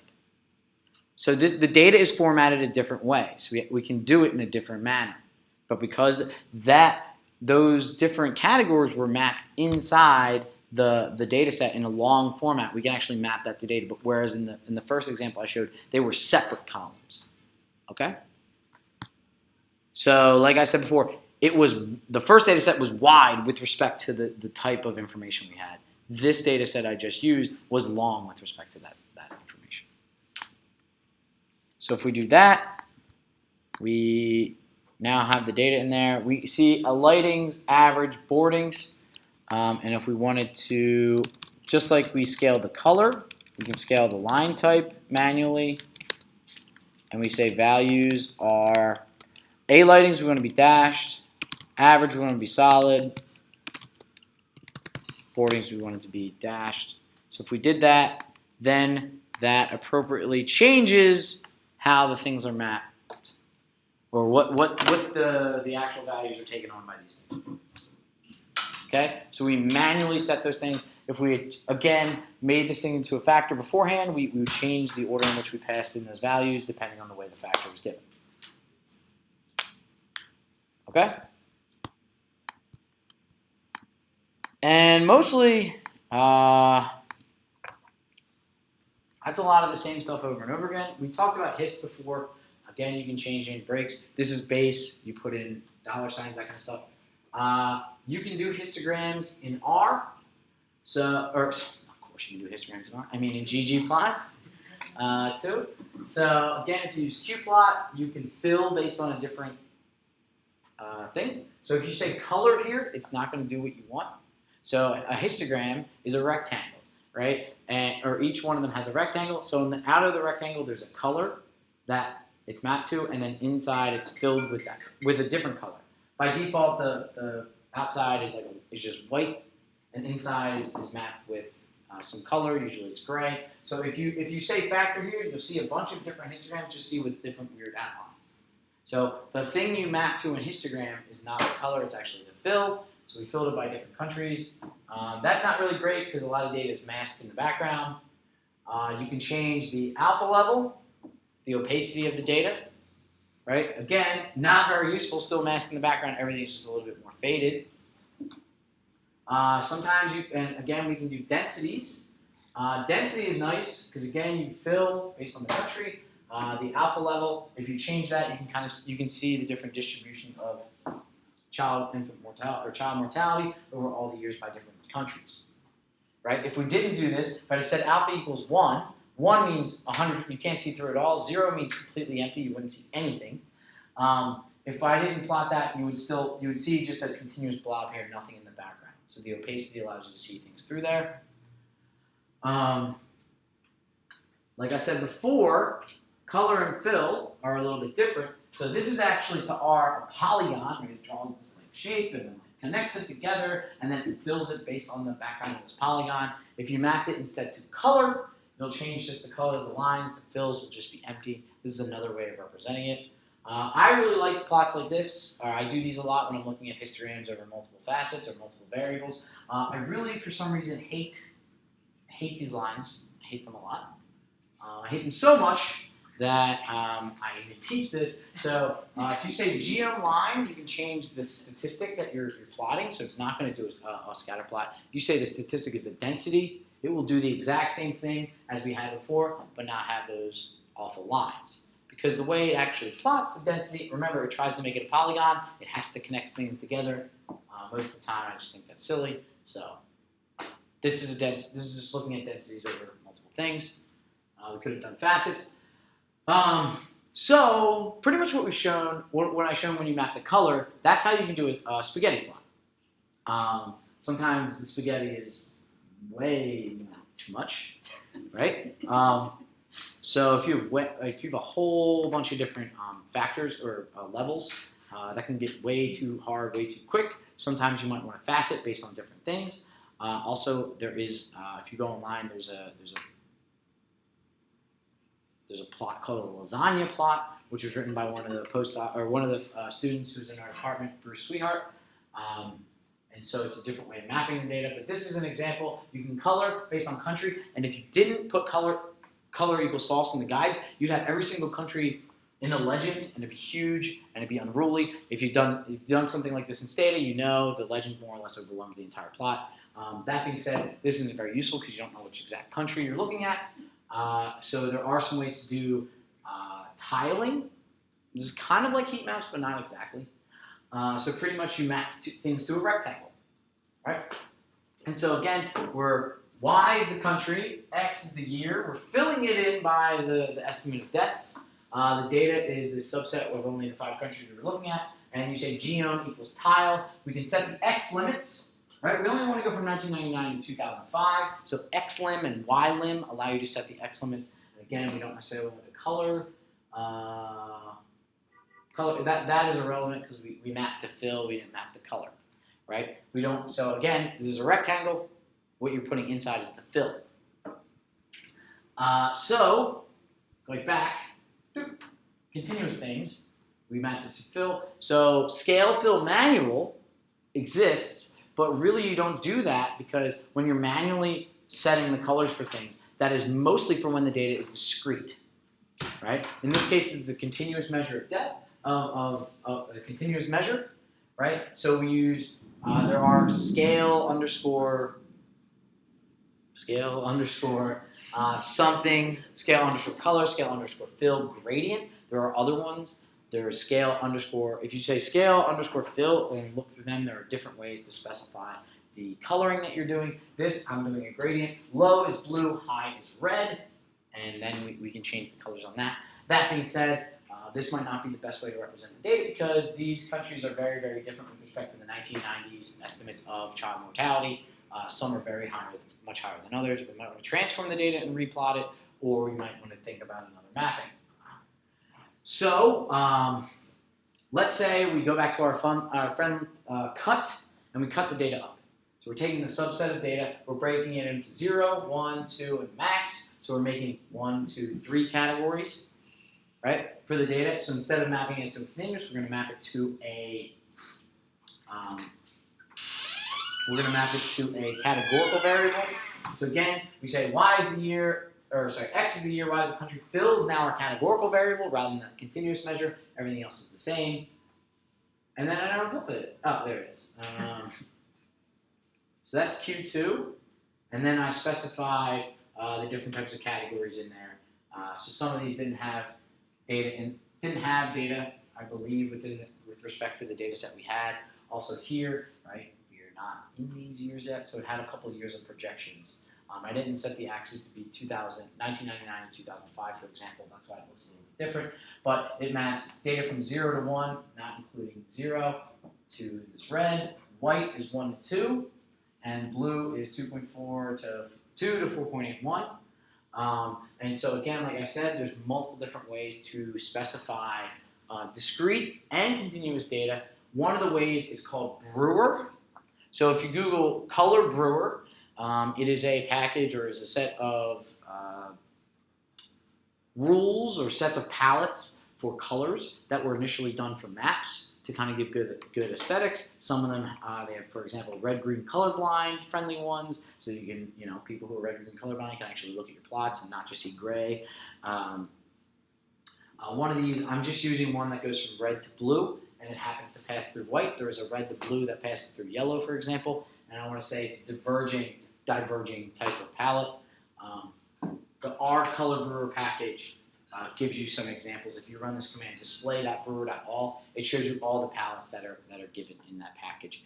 They're very extensive and good. Some of them are sequential, right, going from like a light red to a really, really hot yellow or something like that, or diverging, going from like blue to yellow to red or something like that, where you're trying to show differences versus a gradient or like an increasing function.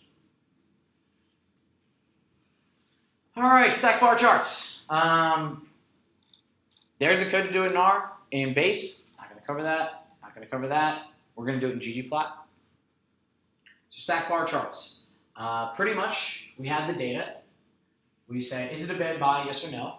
The way this data is encoded in this data set is, this is 0, 1. So if you want to map it to a discrete thing, you have to actually make it a factor. This is a big difference between, this is one of the biggest differences between 0, 1 and true, false with respect to R is ggplot. ggplot will treat true, false as a discrete measure.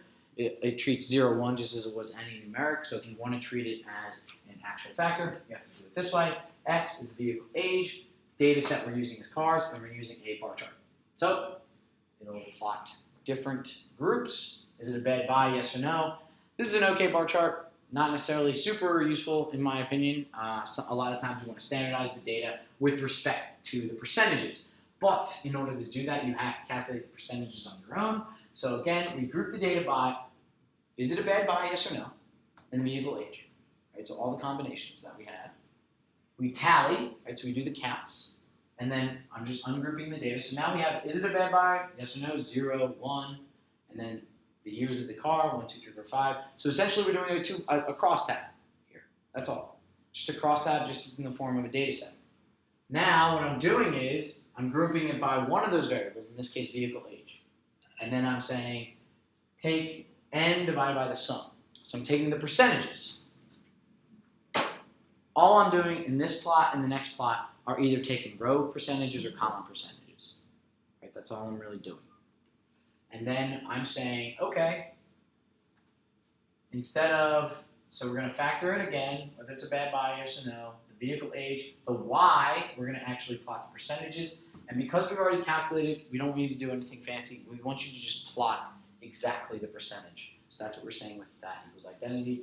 This is now a stack bar chart to show that at different vehicle ages, what is the percentage that it is a bad buy? Okay? The difference is, so the difference between this plot and this plot is just which percentage am I taking over, right? This one, I'm taking the percentage of a bad buy over different years. This, I'm saying within bad buy, what is the breakdown of years? Right? Row percentages, column percentages. You know, that's the only difference I'm doing between these two. Sometimes you want the last one, sometimes you want this one. And so again, we're mutating the data, calculating percentages. We're just grouping by a different variable here. And now I'm saying take the percentages and then again plot them again. So this is the breakdown for. So for example, if you're a bad buy, this is the breakdown of the ages of the cars. So sometimes, for example, if you have treatment groups and you have a Likert scale, you might present the data this way. We've showed histograms. Again, we've shown histograms before. Qplot, you put histograms or genome hist. Again, alpha levels. I don't know why. These seem to be just redundant. Spaghetti plots, you just color, you add color to the thing, or you add a facet, or you add an aesthetic for color.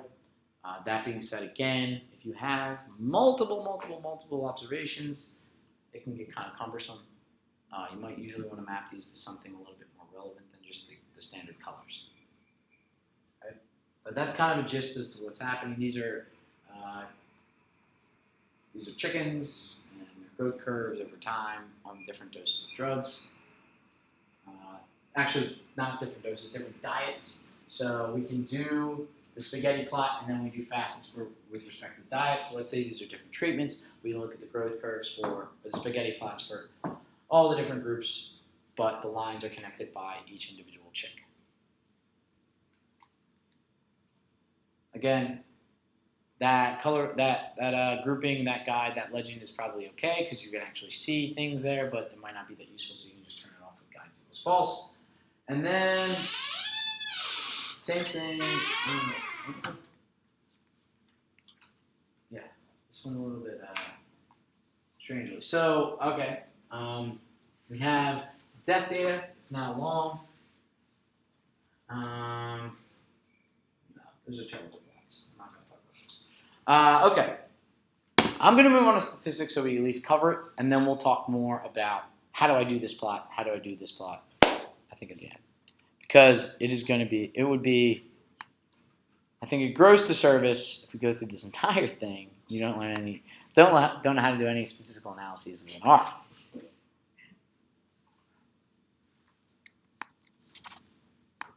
Okay, statistics. Again, obviously we're not going to go into the theory of like what we're going to do or why you should do this or what's the most appropriate test, all that kind of fun stuff. And we can talk about mixed effects models, but I don't have them in the notes. So what are we going to talk about? The standard stuff.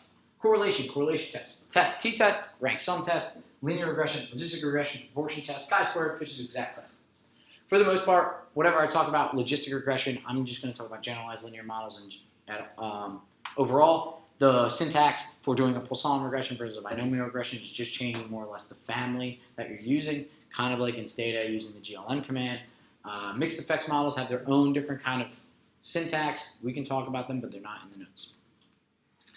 Okay, you want to calculate correlations? Core function, COR.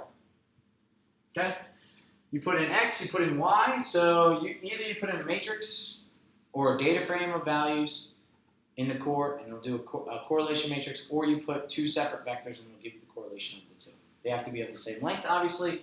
And then you say method Pearson, Kendall, or Spearman. So either Spearman's row, Pearson correlation. Sometimes we're going to do Kendall's row, Kendall's tau. And use is a very important concept because there are many different ways to calculate correlation, right? At least in Pearson moment correlations, it is just the covariance of x and y divided by the standard deviation of x times the standard deviation of y. Covariance, you have to have all this. You have to have values at x and y to calculate covariance. Otherwise, those records are dropped. But to calculate the standard deviation of x and the standard deviation of y, you can do that a whole bunch of different ways. You can do it with all the values of x, all the values of y, all the values of both, right? So there are different ways to calculate the correlation based on missing this data. Pretty much if you have full data, it doesn't matter what you say here, but if you have missing data, there are different ways to calculate it using list-wise or complete cases. So we read in the Charm City Circulator data, we said use the complete observations. We said do the orange and purple lines for where data was in both of those records, and then give us the correlation, and it's 0.91. If, again, you give it a matrix or a data frame, we're selecting only the columns that have average in there. We say run core on that, complete observations. It's going to do complete observations for everything, right? You have to have complete observations for all the averages, orange, purple, green, and banner. And then we're going to round those numbers a little bit using the signif function, and this is the correlation matrix. It's symmetric, right? This is the average and purple correlation, average and green, or orange and green, orange and banner, purple and banner, and so on. These are not tests. These are just estimates of correlation.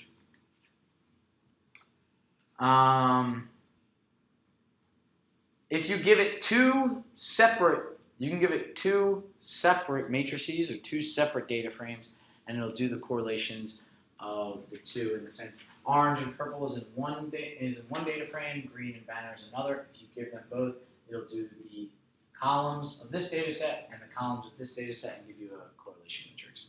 Usually you're putting in one data frame or individual vectors to do this kind of stuff. So to do testing, to estimate the correlation, whether it's significant or not, is core.test, cor.test. There is a function in the psych package called core.test where it has two R's. That will do correlation test. Core.test and base, you have to pass in two vectors. So what's vector 1, vector 2, correlation, get a test. If you want to do a correlation test where you pass in an entire matrix and get an entire correlation matrix and do tests at every single one of those things, corr.test from the psych package is what you're looking for. Okay? So sometimes you want to do, I tend to do things directly so I know what I'm actually testing, but that other method is, or that other function is pretty good. It also does by default multiple comparisons correction. So if you calculate, a 10 by 5 or 10 by 10 correlation matrix, so there's 10 choose 2, which is 45 different correlations, it's going to adjust the p-values for those tests by 45. I believe it uses Benjamin Hochberg or something.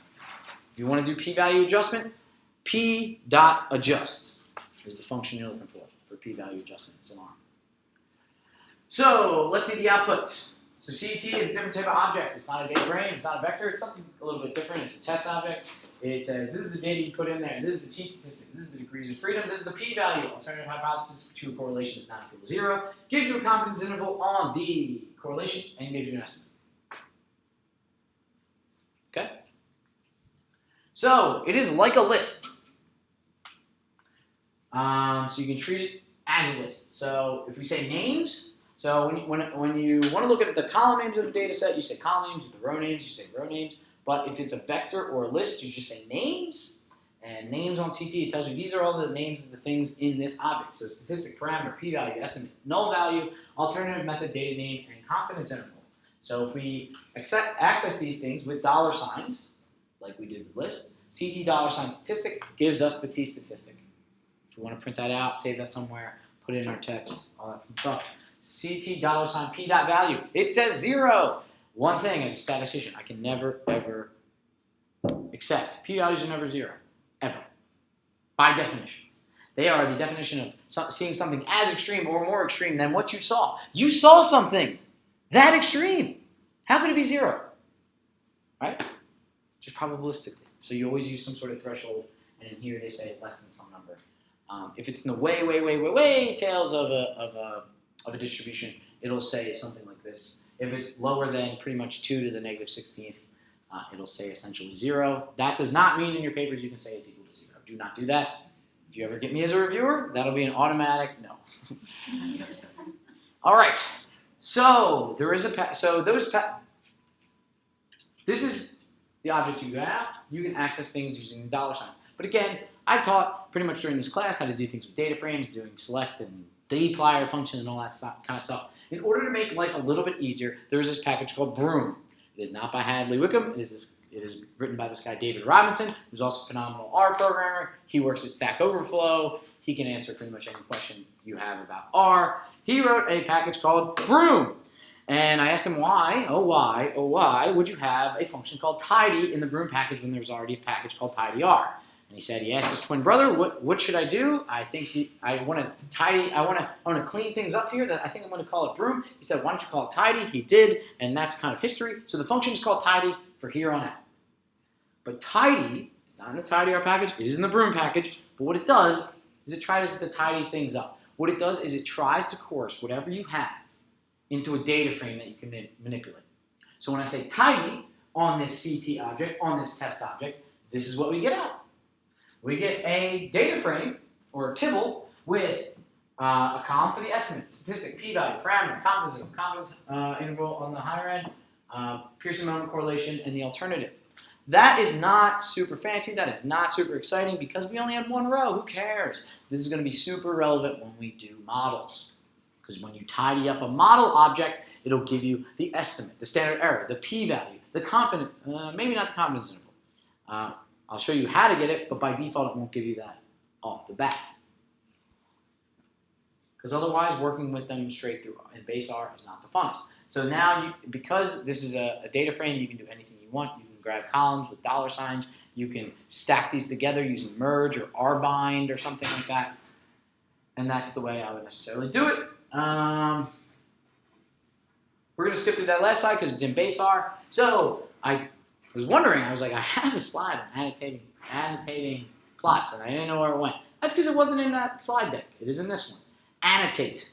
So there's geom text when you want to map text to some sort of thing in your data set. There's annotate when you want to do things kind of not as bound to data, right? You just want to annotate a plot. You want to add something to a plot. So in this case, we calculated, this is the circulator data set. We want to plot the orange average versus the purple average. And then we want to add some text at x equals 4,000, y equals 8,000. And the label we want to say is txd. Txd we defined on the last slide. We said r equals, and then we took the estimate, which was the correlation, and rounded it to about 3 digits, or 3 significant digits. And we say that, we pass this in here. Pretty much, if text, you can see r equals 0.92. That's what we passed into this function. Now we can label things on our plot or annotate things on our plot using the annotate function from ggplot. Okay? We'll talk about how to add lines and all that, lines and some other things for the models a little bit later. So, t.test. T.test is performed using the t.test function. Essentially tests the differences in means between variables between 2 groups. So, t.test, you either do it you can do it a few ways. One, you put in 2 vectors. If they are, so by default, it will do an unpaired test. That's what we're doing here, even though it's probably not appropriate because they are paired. So we're doing the orange and the purple data. And what it gives you out, very similar output to what core.test gave you out. It gives you the test, it gives you statistic, it gives you degrees of freedom, it gives you a p-value, some sort of confidence interval and estimates. Okay? If we look at the names, it is the same exact thing that we talked about from the core.test. It is all these types of pieces of information. Similarly, we can use tidy on this object to get a data frame that we can manipulate. Such as this. So if you have a whole bunch of these things and tidy them and start binding them together, then you can start seeing how you can start creating a table of p-values, a table of statistics, a table of estimates, right? So that is one way you can do this. That is one way you can do this t.test. There is an argument paired in t.test. That is if you set that to true, you're doing a paired test. If you set that to true, the two vectors you pass in there better be lined up and they better be the same length. Because otherwise that doesn't make any sense for a paired test.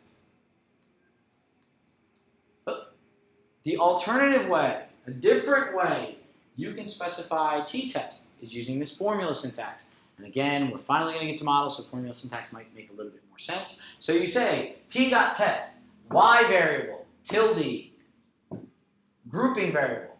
The groups have to be 2. You have more than 2 groups, it doesn't make sense. T-test only tests against 2 groups. Whether it's paired or not paired, it doesn't matter. So here we reshape the data, so now it's orange, or sorry, the average is the value we're looking at. Line is either purple or orange. We say y tilde x, we say which data set, and that gives us the same exact output that we had before. So, t-tests. You either put in 2 vectors. If you want them paired, they have to be the same length. They have to be lined up. If they're different lengths, it's fine. We'll still do a 2-sample t-test. Or you can do it with this formula syntax. Paired equals true. We'll do a paired test. And then, what was the last piece of that? I think that's it. Yeah. Okay. You can tidy that up. So, Wilcox rank sum test. Same deal.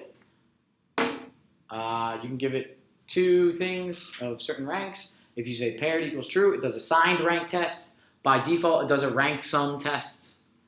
Right? So this is how you do those in R. Wilcox.test. If you have more than 2 groups, you do a Kruskal-Wallis test. It's spelled Kurskal.test.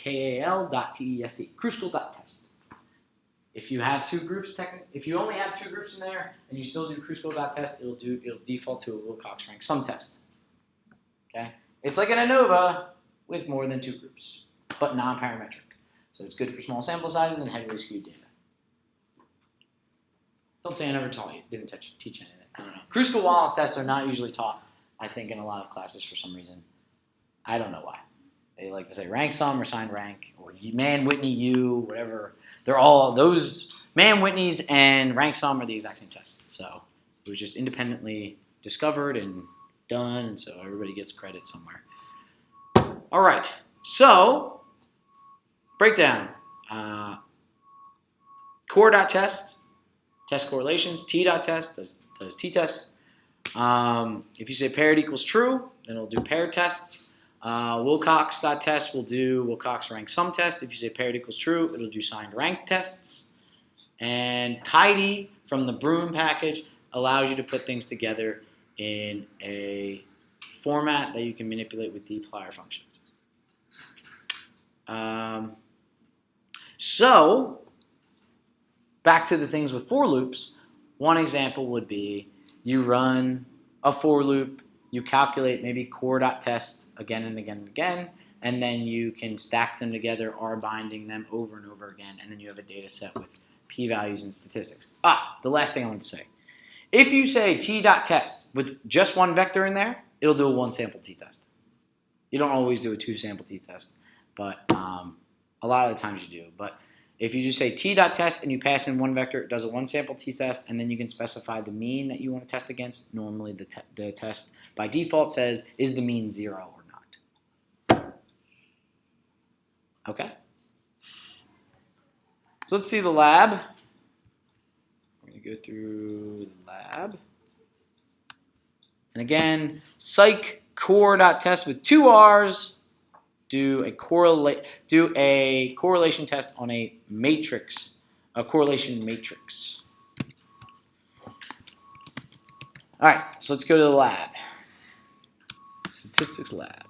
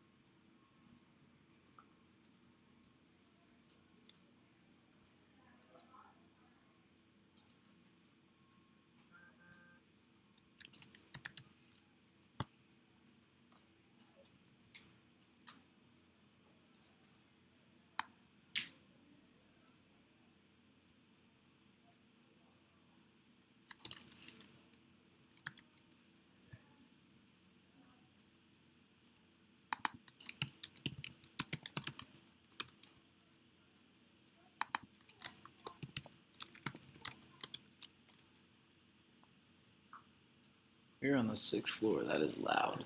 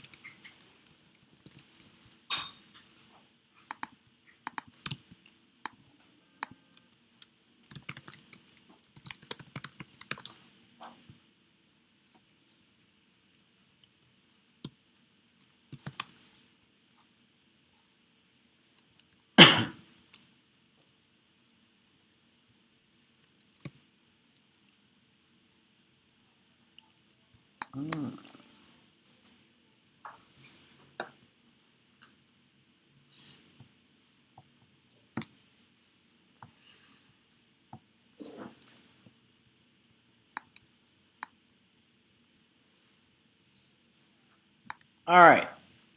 So reading in some mortality data. Oh, slow warning. Change the first column.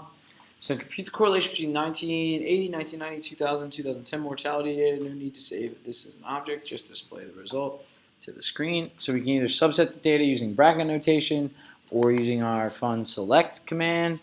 But note, again, they are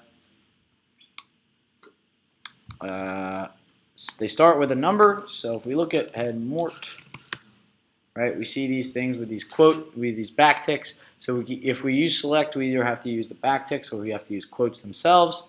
And then we can say core, we're going to use complete observations, and that'll give us the correlation matrix. So we see that.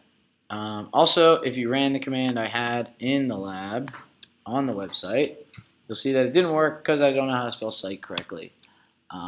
It said no package called like PYSCH. It's called PSYCH. So if you run that, I called that C tests. So you see the correlation matrix rounded to a bit, the sample size, p-values for each one of them. And if you save that to something and say print C tests, if you print it and say short equals false, it will also show you the confidence intervals, that data.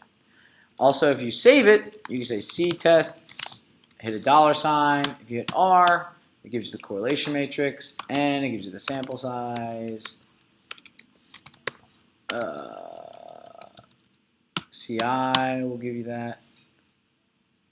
Right, the lower, the R, the upper. So you can extract that data from the psych package core.test if you want to get the estimates of the p-values. Compute the correlation between Myanmar, China, and U.S. mortality data. Store this correlation matrix in an object called country_core. Okay, who took a shot at this? How are we going to fill, let's see. So we have a bunch of data, right? We want to filter on the country, right? So how do we specify those three countries? Call it sub. So how are we going to grab just those three countries? Filter. Let's say country. And use percent and percent. So we don't have to do ors a bunch of times. Right? So Sub's got that data. So we want to do something a little bit different. We want to do a correlation, but when you do correlation with a matrix and you try this, what happens? One, X must be numeric because it still has that country variable in there. But let's even do that. Let's just take that one away. Oh, this gives us a correlation of year by year for those three values. That's not what we want, right? So we want the columns to be the countries. So what we can do is we can transpose that data using T. And again, look what we see. Oh no, we get NAs. We select that data, we transpose it, use complete dot observations. So like all the other functions you've seen in base, if you have missing data and you use the defaults, it will give you missings back. Right? So we have to actually change the default to only use complete observations. So again, we took out the country variable, and because the way correlation works, it assumes you're trying to make a correlation matrix of the columns. We transpose it. So let me show you what we see here, what we actually get. It doesn't have anything there. Let's say tail. US, Myanmar, and all that kind of stuff don't have data from all the way back then. So these are the child mortality estimates and the projections for the US, Myanmar, and China. So let's actually do the selection there. Let's say sub is those three. Come on. Right? Country is sub country. And then we say, let's grab the data without those, without that variable in there. So let's say head sub, just three. It's those three countries, and the country labels are plotted here, or stored here. When we actually transpose it, it's going to have three columns. And now we can say, for example, the column names sub is equal to this vector that we grabbed before. That is not an equal sign. And then you say core sub use. So this represents the correlation matrix over all the years with data with complete observations for these three countries. Okay. So the big step here is we had to transpose the data, but before we did that, we had to subset out the country, because if we transposed it, the country would have been one of the columns, and then everything would have been turned into characters, and then we had to remove that row, all that kind of stuff. So we transposed it so that we could have reshaped the data, we could have melted the data and done some other operations, but transposing is probably the simplest and easiest way to get there. And now we grab this country core, and it says, how do you get the Myanmar US? We can use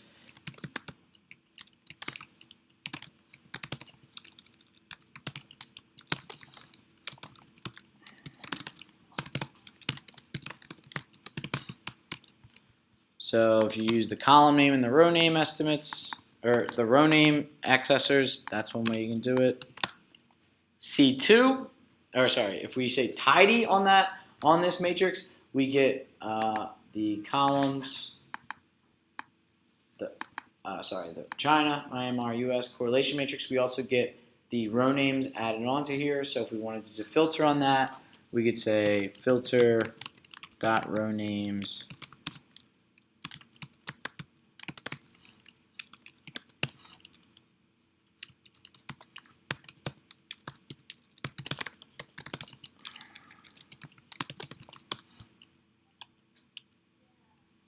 United.states.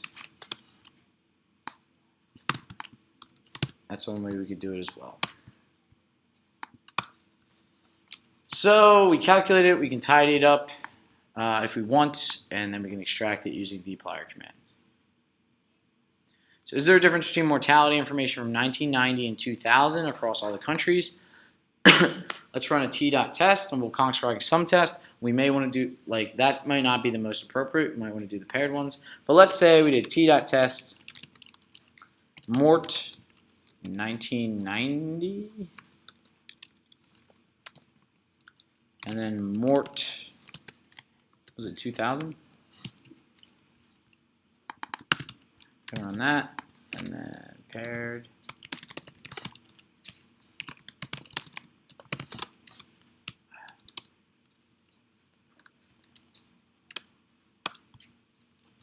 So you see here, if you do an unpaired test, it gives you estimates of the 2 over all the observations. But again, these are very different. These are very different tests. We'll have very different degrees of freedom. This treats X and Y as 2 different samples. So if, for example, people have data in 1990 but didn't have data in 2000, the 1990 data will still go into the estimate of the X and Y. But if you do a paired test, you can only calculate information based on when they have data at both of those years. So paired equals true. So you probably want to use a paired test, right? And again, Wilcox.test, you can put X and Y in there as well. So we change the test from t.test, Wilcox.test. It will say that it does a signed rank test with continuity correction. It gives you the V statistic. It doesn't necessarily give you the degrees of freedom, and it tells you the alternative, and it gives you a p-value, which we can then say tidy. We have to load up the Broom package, and it gives you that kind of stuff. So let's say we did this for 1990 to 2000.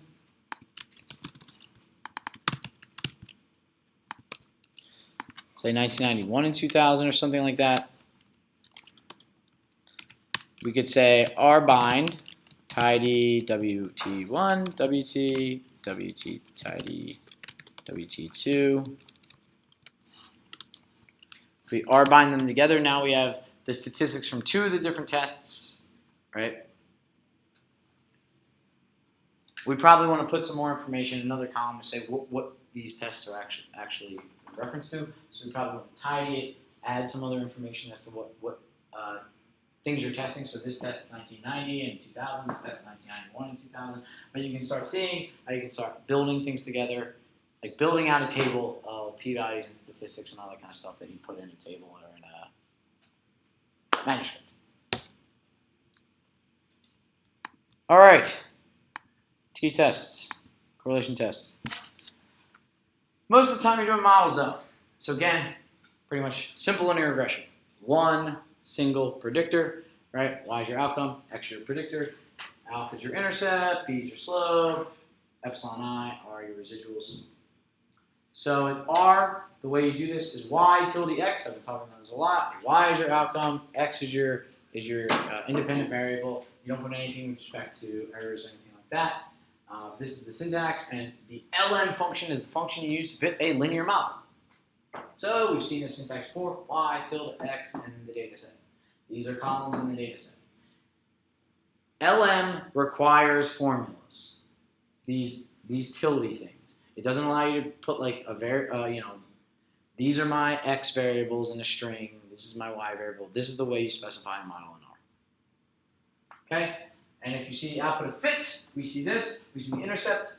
We see some funky looking estimate for the slope. So this is alpha, this is beta. But if you give it a factor, what it does is it gives you the factor name, and it also puts the variable name in front of it so you know where that factor came from. You can make them look prettier a little bit later. But this is the default printing for a linear model. It doesn't give you p-values, doesn't give you statistics, doesn't give you anything, stuff like that, just estimates.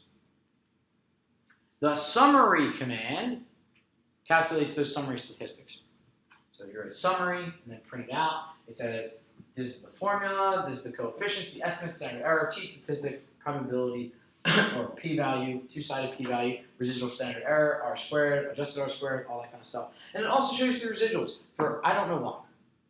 I believe it shows you this so you can see, like, are they symmetric? But I have no idea why you're like, oh, symmetric, well, that's kind of, anyway. plot them. I don't know why they show you that. Okay. Summary is how you get some of that information. Again, if you look at the output of summary, it's got a lot of these things. Pretty much the things you care about are coefficients, right? The coefficient table in the summary object is this thing with p-values and statistics. Sometimes you want some of these other things like the f-statistic. But most of the time, you use the function tidy. Now, what doesn't that have that you want? Confidence intervals, a lot of times.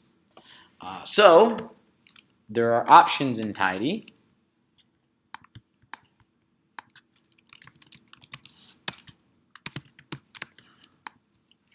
I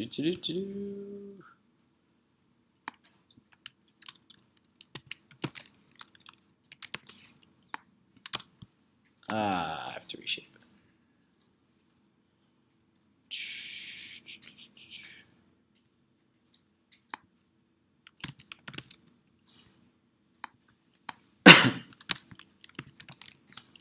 Okay.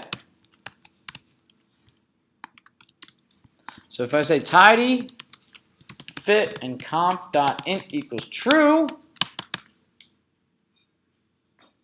it will give me that table with confidence intervals as well. Okay? When we get the GLMs, sometimes you can say exponentiate is true. Usually you don't want to do that. It says exponentiating coefficients, but model didn't use a log or logit function. Right? That's because we just fit linear models. You don't want to do that. But when we get the GLMs, you do. So it gives you the estimate, standard error, statistic, p-value, confidence interval low, confidence interval high. Right? This is the basic summaries that you want for your tables. You probably want to do some rounding. There's a round function, signif, S-I-G-N-I-F, for significant digits. You can do rounding there. But again, now this is a data frame. You can do all the fun things. You can drop out. You can filter things that start with the word line or something like that if you want only certain statistics there and all that fun stuff. So again, we're going to read some of this car data back in, whether it's a bad buy or not. So we're looking at the odometer value as a function of how old the car is, right? And we're saying this is the data set we're using. So this is what we get output. We see the vehicle age is 2723, so increasing a year for the vehicle age tends to increase on average the odometer value by 2,700 miles. Right, so people, at least in this data set, on average, every year people drive around 2,700 miles. So if you get an object, a linear model, you can say plot on that model. You can say plot fit, and it'll show these summaries, some of these diagnostic plots. So it'll show you the fitted values versus the residuals. It'll show you a QQ plot of the residuals to see if they're normal. It'll show you some leverage plots to see if you see any indication of individual points highly influencing the estimates of your model. So here, for example, we did, let's see, so here we're using ggplot. X-axis is the variable we just did, odometer, the data set. We do some geom jitter because, again, vehicle ages are discrete, even though we're treating it as continuous because that's what we want. But we're putting an alpha level of 0.05, so we actually see some fading in there. Height, we don't want it to jitter in any of that way. Smooth, S equals false, method equals ln. Right? We want a linear model fit. We want to see what we're actually looking at here. This is how we print it. So again, we see, you know what, it probably doesn't fit too well for super young cars. But overall, this kind of seems like the gist of the way the data is going, but it's probably not too great for the younger cars. If you say plot on this, it will show you a series of plots. You can click through them. And the QQ plot for this one, for example, will show some weird oddities towards the tail because the residuals aren't going to fit very well for those cars. Okay, multiple linear regression. All you start doing is adding things in. One variable plus another variable plus another variable plus another variable. That's the only difference between having one variable in there versus two. Just add it all. Summary, same deal. Tidy, same deal. The car package gives you a good plotting function called AV plots for added variable plots because sometimes you want to discern whether the relationship between X and Y is still linear after adjusting for the other predictors. So that's what this is going to show you here. So this is saying, so what it does is it regresses x1 on all the other variables and then takes the residuals, and it takes y and regresses on all the other variables of x1 and takes those residuals, and then it plots the residuals of x given the others and y given the others and shows you that. For this, it's not too important. For example, the odometer, or is it a bad buy or not, because it's a discrete variable. But here, this might make more sense. And then when you have multiple continuous variables in a data set, although they can look linearly related to y, right? When you plot x versus y, after you do adjustment for other variables, that relationship can change drastically. So added variable plots are very useful. I believe there's AV plot in Stata as well.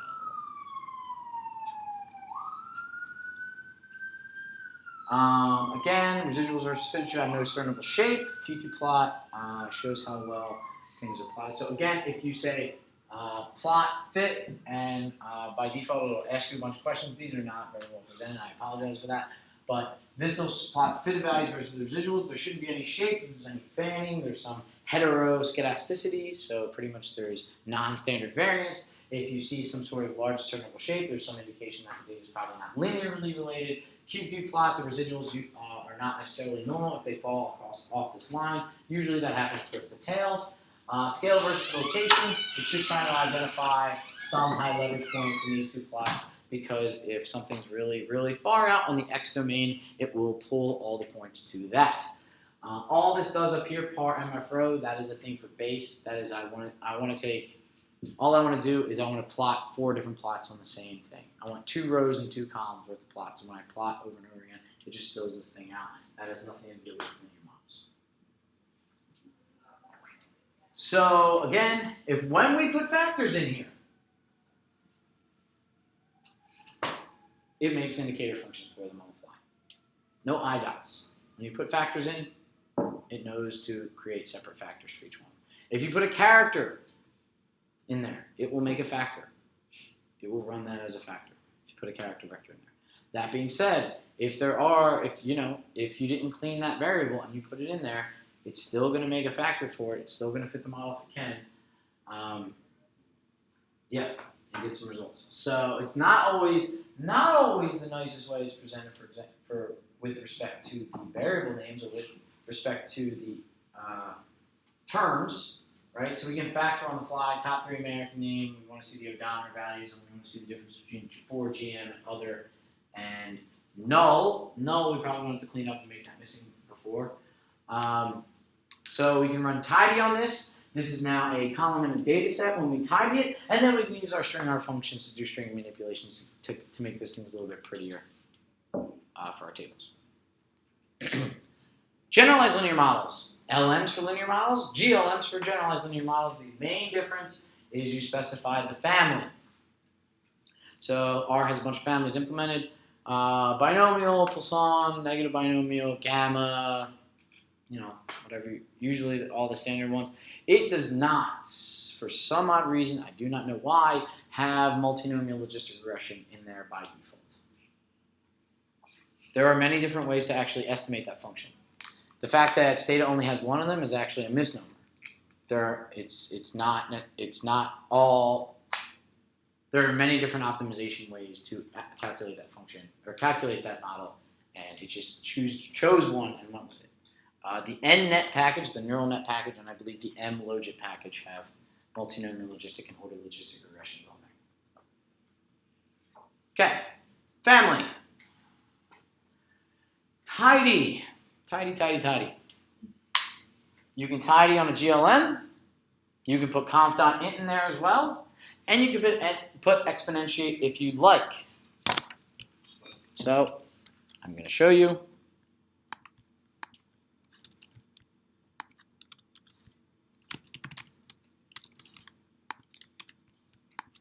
Whoa. Okay, so GLM fit. If I run a summary on it, just like I did for everything else, it'll give me the estimates, p-values, all that kind of stuff. If I say tidy, GLM fit, conf.int equals true, it'll give me the confidence intervals after doing some profiling for the generalized linear model. That's weird. So it'll give me, and so it'll give me the estimates, the p-values, the confidence intervals, all that fun stuff. And if you want, you say exponentiate equals true. It understands not to exponentiate the statistics, the standard errors, the p-values. It understands to exponentiate the confidence intervals and the estimates. Okay? So you'll notice the standard errors are exactly the same. That is not to say this is the correct standard error in the odds ratio space. That the statistic will be exactly the same, and the p-value will be exactly the same, but these are now odds ratios or odds versus log odds ratios or log odds. Okay? And exponentiate is usually what you do because you're usually using a Poisson most times or a binomial. I think if you do some other things like gammas, you have to roll your own thing to exponentiate or transform back into the original space. You can always do coef. Coef will grab the coefficients for any model. If this is a model object, it'll grab just the coefficients. If this is if a summary of that model, it'll grab that whole coefficient table. You can say X to exponentiate them yourselves, but again, Tidy gives you the option to do that on your own.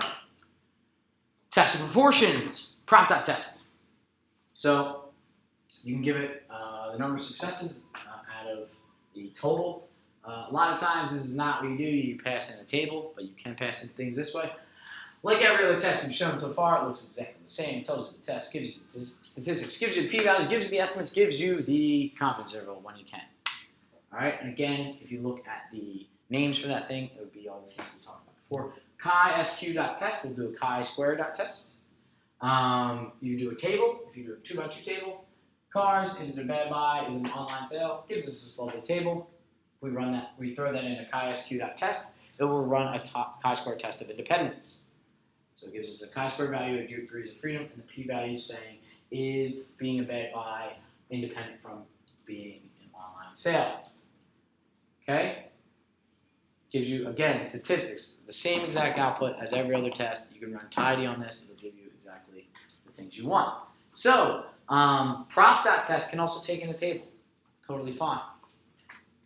But one of the dimensions of that table for prop.test have to be the number 2, has to be 2.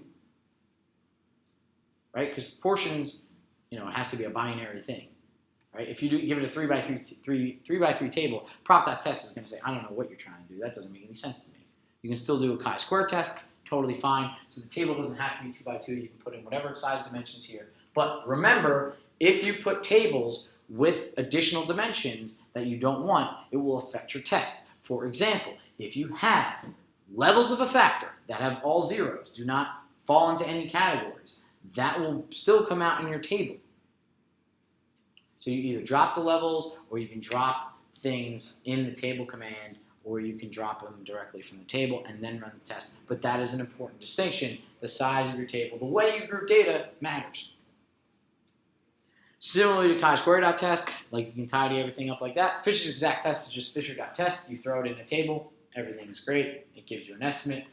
When you specifically give a 2x2 table, it will give you an odds ratio. Otherwise, that doesn't make sense for larger tables. If you give a 3x3, it does another test of independence. Sometimes, if your data is really, really large, and I mean that either you have a huge table, whether huge being kind of greater than 5x5, or the cell counts are really, really high, aka you have a lot of observations. Sometimes this won't work because it tries to do all different types of permutations, right, via the hypergeometric distribution. Sometimes those number of computations grow exponentially, so it might give you an error. You can usually default to a chi-square.test and be usually comfortable with that depending on how your data is. All right. Super exciting.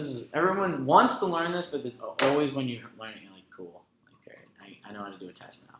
I've already known how to do a test before, but it's the things you need to know the most, but everyone's like, okay, that's how you do it. Okay. So I'm going to go through the lab.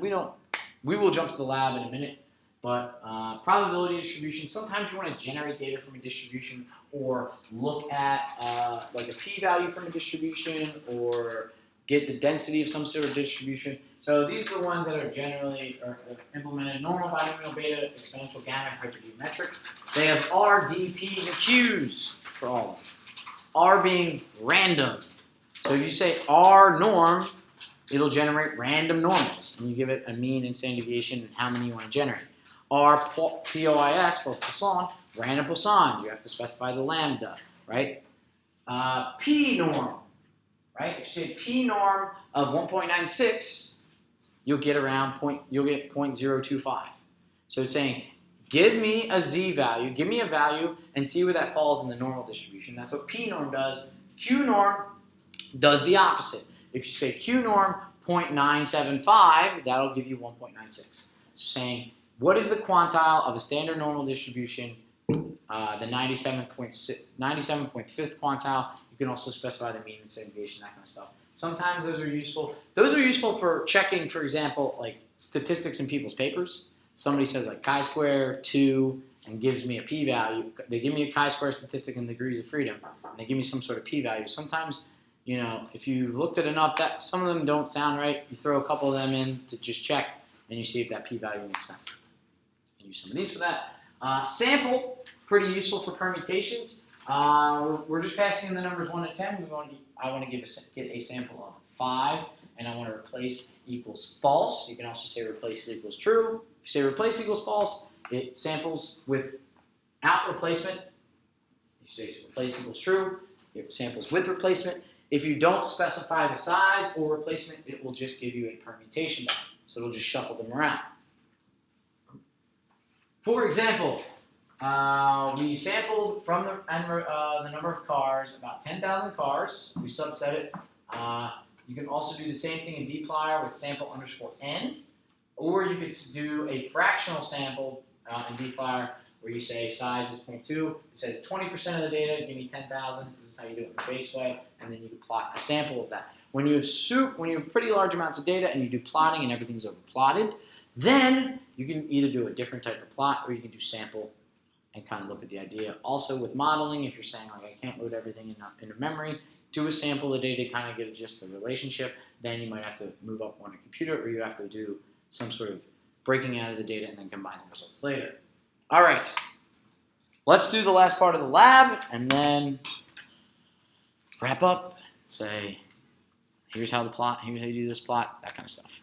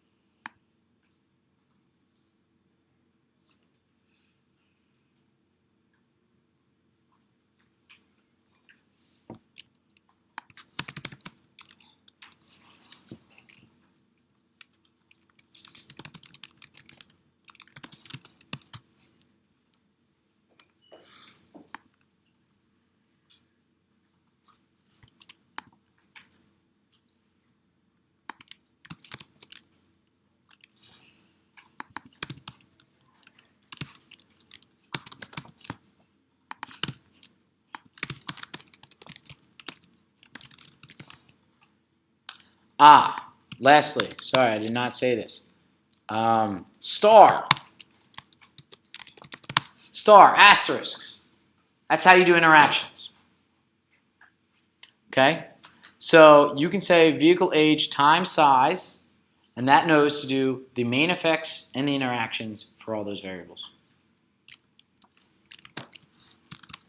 And when you see it out, you'll see these weird colons. Right, so these are the main effects, vehicle age times lit, this are the interactions.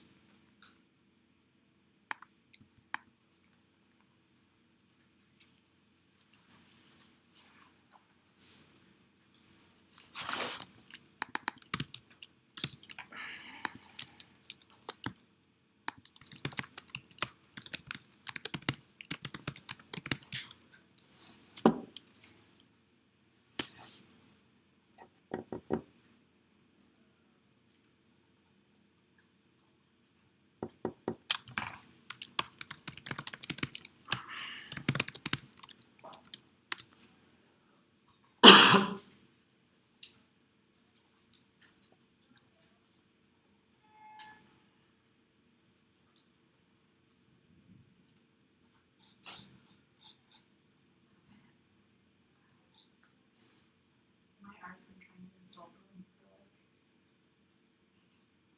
like this whole last.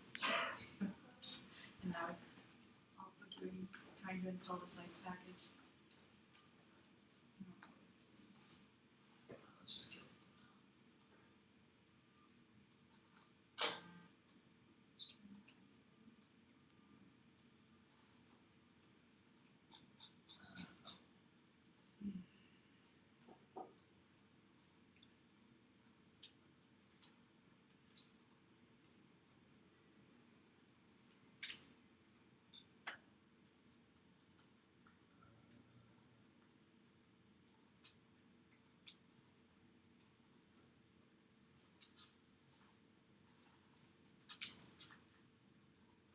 already been installed. If you installed the day one. Well, let's see.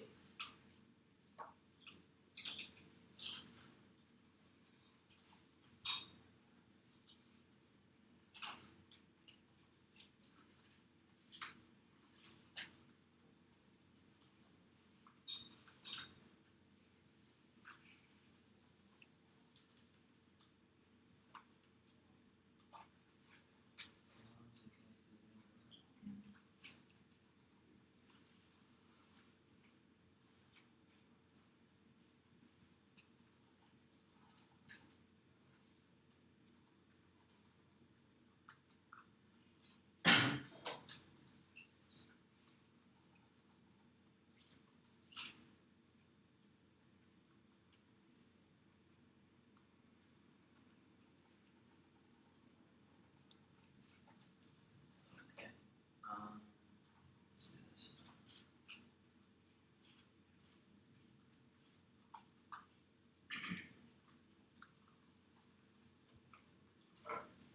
Excuse me.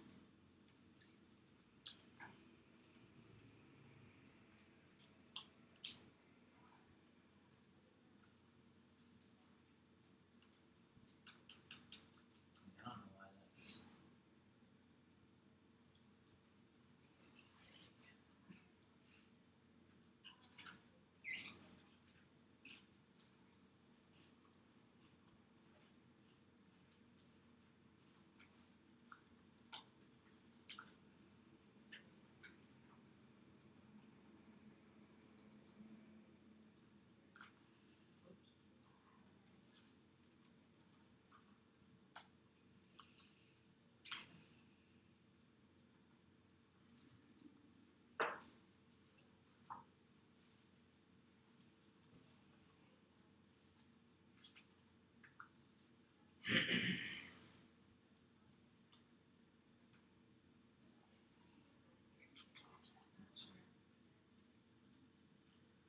It's getting some sort of timeouts.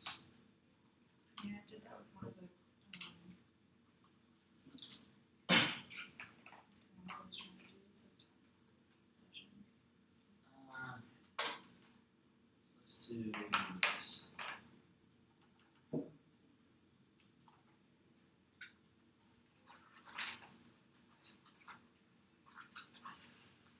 Let's just try something.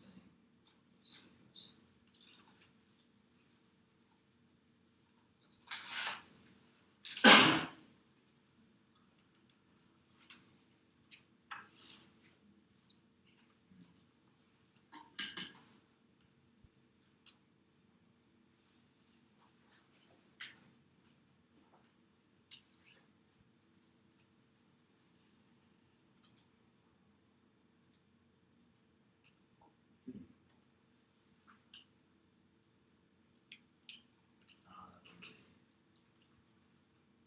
But right now, just use the regular dollar stuff in the lab.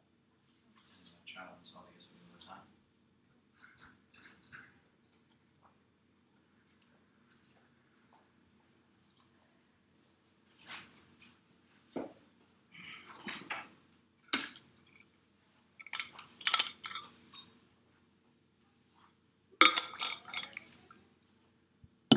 All right, so really quickly, let's go over this. So I called it mod. We should call it LM fit cars. But I fit the model using vehicle B cost as the Y, tilde the X variables, and I put star as the interaction. So if I say summary, it'll give us a summary of all the p-values, t-statistics, all that kind of stuff. And again, if I say tidy on that, it will give me the estimates and all that kind of stuff. Estimate standard errors, if I say tidy and I put conf.int is true, right, I can say tidy mod.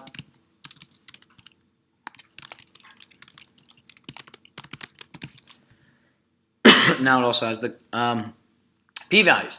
Now if I just do the same model with the main effects, right, without that interaction, there's a function called ANOVA. ANOVA doesn't do what you think it does. It doesn't do an ANOVA. It doesn't do an ANOVA regression. It does an ANOVA table. So if you do ANOVA, this will do the test of the interaction. Right?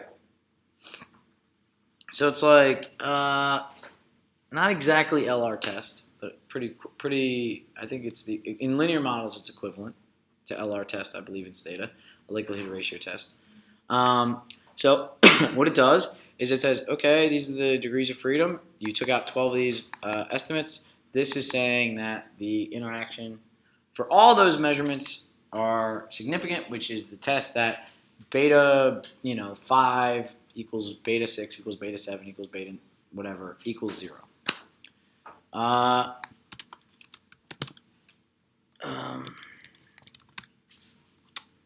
If you want to do linear hypothesis testing, where do I use that?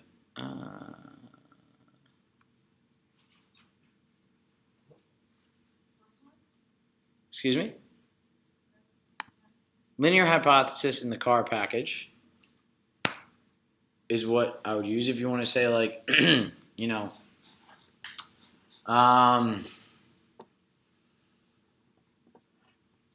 vehicle age plus, size equal size where it's equal to, what was size? Crossover or something like that. You can do that using the LHT or the linear hypothesis tests package. You can also specify exact things like the intercept is equal to 0 and rep weight is equal to 1. You can give it different variance, covariance estimates. There's a lot of different ways you can do linear hypothesis test. A lot of times when you're doing testing like F-test, you use ANOVA. But yeah. So create a variable called expensive in the cars data set that indicates if the vehicle cost is over 80K. Use a chi-square test to assess if there is a relationship between being expensive and being labeled as a bad buy. So what are we going to do to add variables to our data set? Which dplyr verb? Mutate. Expensive equals cost is $80,000. Let's do a tab.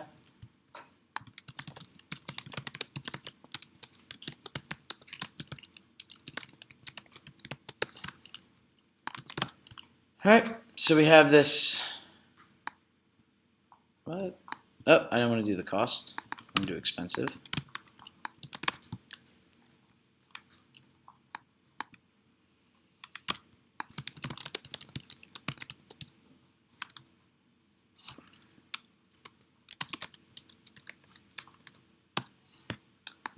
Well, let's do it over $50,000. Doesn't seem like any of the cars are actually over 80. So let's do a histogram. Yeah, I don't know why they said 80,000.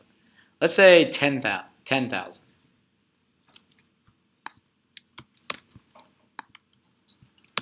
This is probably some old data. Okay, say it's over $10,000, and let's do Fisher.test on tab, and then chi-sq.test on tab. Chi-square tests. Continuity correction, seems like there is some indication. Fisher.test gives you a slightly different p-value. And if I do Fisher.tab, prop.tab, prop.table, sorry. So it looks like there's a slight difference between the two, right? Maybe a 1% difference in whether it's a bad buy or not. So about 12% of the data, 12% of cars with cost less than or equal to $10,000 are bad buys, whereas 11% are if they're more expensive. So although it does seem like there's a significant result, it's probably just because of the amount of cars we have there. But practically still, you're looking at 11% versus a 12% kind of rate of bad buys. So it's probably not worth your money to fork out a whole bunch more money. You're probably going to have the same percentage of a bad buy car or a lemon. Fit a logistic regression model where the outcome is of whether it's a bad buy, and the predictors are expensive status, the vehicle age.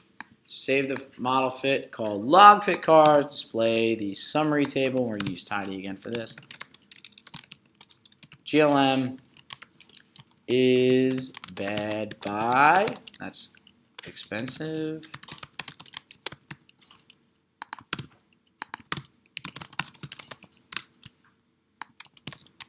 Let's do tidy. Excuse me. And then let's exponentiate to get some odds ratios.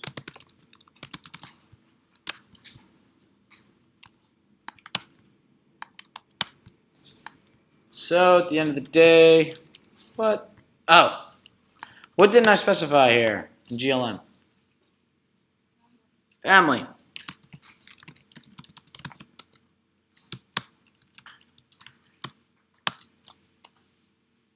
And again, if I was really doing all this, I'd be looking at every step of the process. I would be looking at the output model and stuff like that.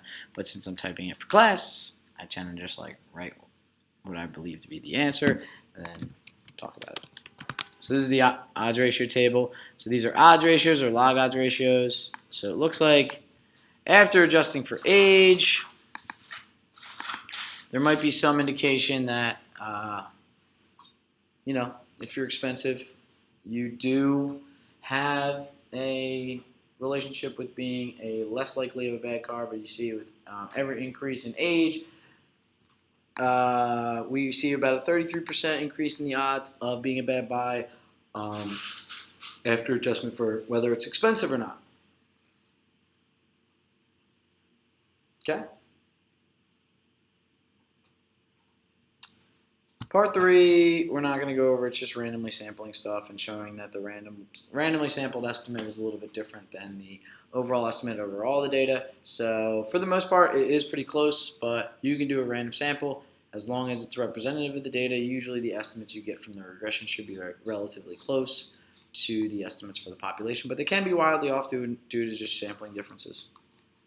All right. So data manipulation, string manipulation, cleaning, models, visualization. So it's it's a start, right? Some things you want to do that are very specific. So for example, or maybe not very specific, or just maybe aren't implemented. I will say there's a, I wouldn't say a hesitancy to make things, make many functions that are very, very specified or specified to do these things. Like, for example, the volcano, what is it called? Not a volcano. Tornado plot. Sometimes, at least some authors, I mean, not myself necessarily, but it's like, well, you could just do it this way. It's just tweaking the parameters a little bit, so they don't necessarily write a function to do that, right? Now that I say that, I think I deleted the code, or I had the code somewhere. Then I will post the code for that tornado plot. But before we kind of wrap up, it's somewhere. It's all somewhere. Yeah. But, I mean, overall, it's a start. Syntax is very different, but this gets you, I think, a lot of the ways to doing a lot of data manipulation, a lot of data cleaning, a lot of the stuff you're doing with respect to data management before you're doing maybe some complicated models. I will say for your group specifically, ggmap is a good package. So it's good for mapping functions. It allows you to also it provides a backend API to translating addresses to Latin long through the Google API or the Data Science Toolkit API. So you say like your address, and it'll give you some fun maps with some of that stuff. Yes, the SP package. SP is for spatial stuff. That's not. It's for visualizing spatial data and that kind of stuff. It is the authority on spatial data. There is a survey package, which is the authority for survey data, I believe. There is a survival package, which is the package for survival in R. Yeah. So I haven't used SP that much. There are a ggmap and there are some other GG type packages that really allow you to interface with some of these packages relatively easily to ggplot. But yes, you can 100% read shape files in R. I know that. And then LME4 is a package for linear mixed effects models. NLME for non-linear mixed effects models. Right?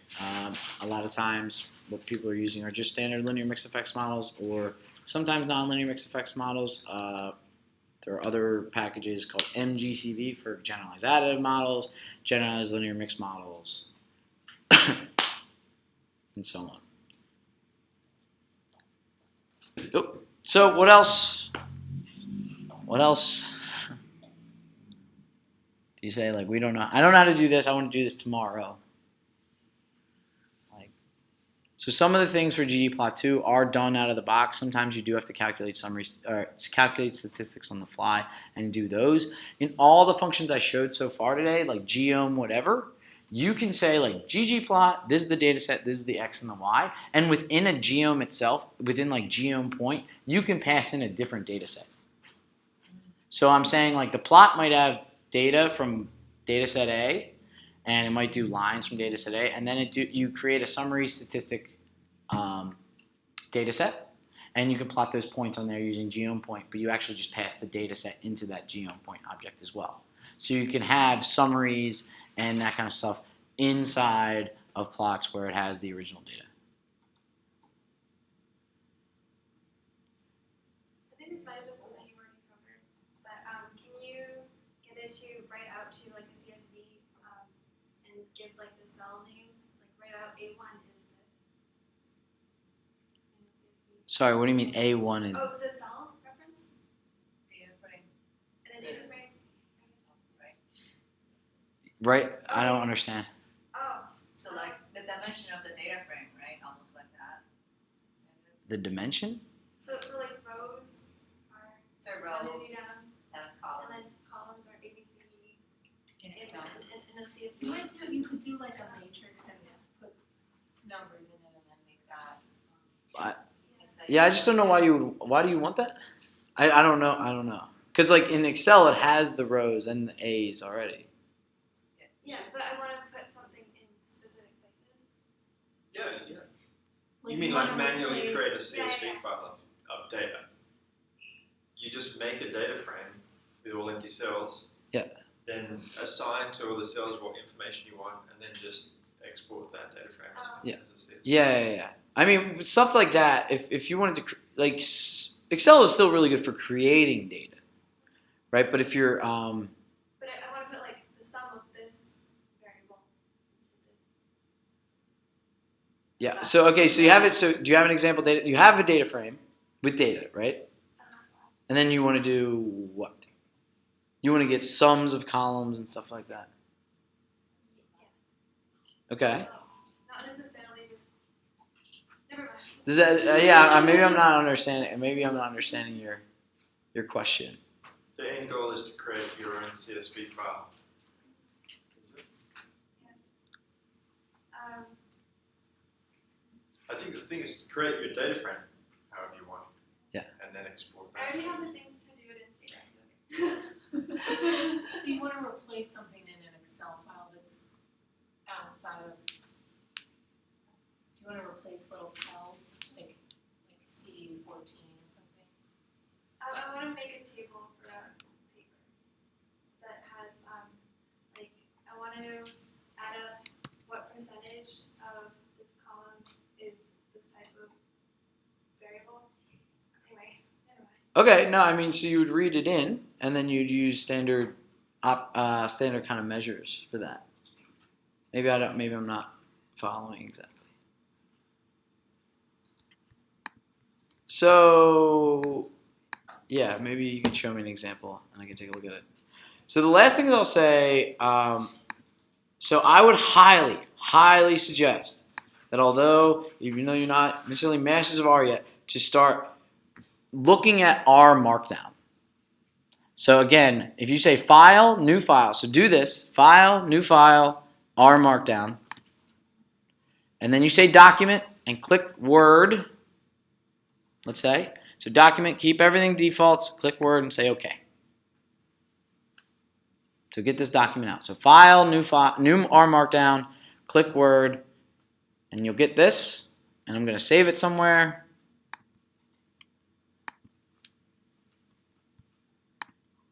I'm going to save it as test, place it. Okay, then once you've done that, you can click this knit button.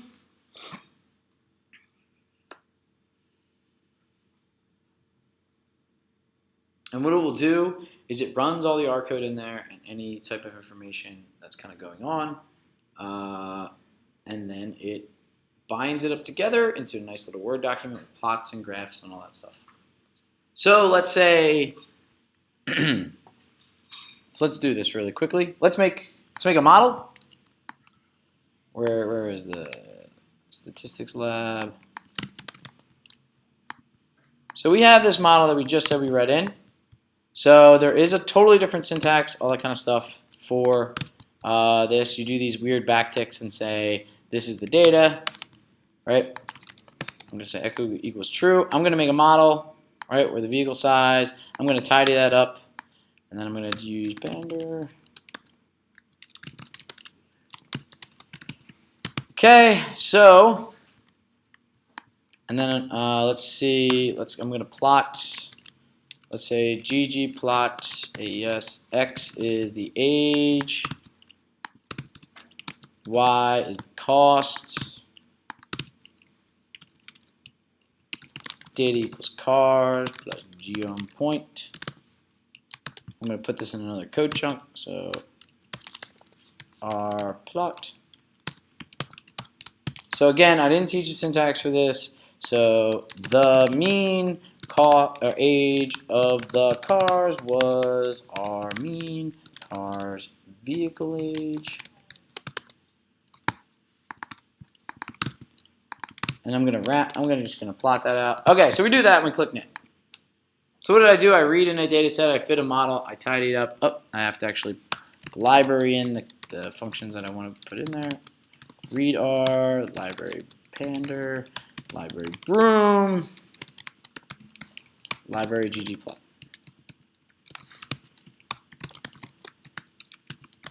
So at the top, just like I would in a script, I gotta put in the packages that I want. So it's gonna run, it's gonna run plot, it's gonna interweave. So that's text, that's some code in there. Okay, some of that stuff is just, so sometimes you don't want to have everything to parse, but okay. So what happened? So I read in this data set and everything was printed. I wanted to print the code and the output. This is kind of like logs. Most of the time I don't care too much about some of the warnings or the messages, but this is a quick and dirty way to get the table that we wanted from our estimates into Word. That's a panda table. That is a pander table. This is the plot. Like I said before, there are other packages like Stargazer. But let's say that tiny mod, I want to just select estimate, or I think the term estimate, and then p.value. Let's say I just want that. So we'll print those out, and I will show you another way of doing it, and I'll save this somewhere. So you can turn off things like messages equals false. So whenever anything's in orange, right? We had stuff in orange all the time whenever we read in CSVs. If we want to get that out, we can say message equals false. So there are a whole bunch of options. This is a whole different system kind of for interweaving text and code and output all together. So you don't have to do any like PDF, save devices, that kind of stuff. So here is a Pander table. It is the estimate and the p-value. Here's a table that we got from, it's a different, using knitter, this other function called cable, which allows you to do tables. So here's the p-values and the estimates. So again, here is the text. And the nicest thing of all, I believe, we say the mean age of cars was 4.17 whatever. That number I don't care about. What I care about is that number was generated from the data, right? So then I say, let's round that to 1 digit. I can put that in there. What was the other one? So DT.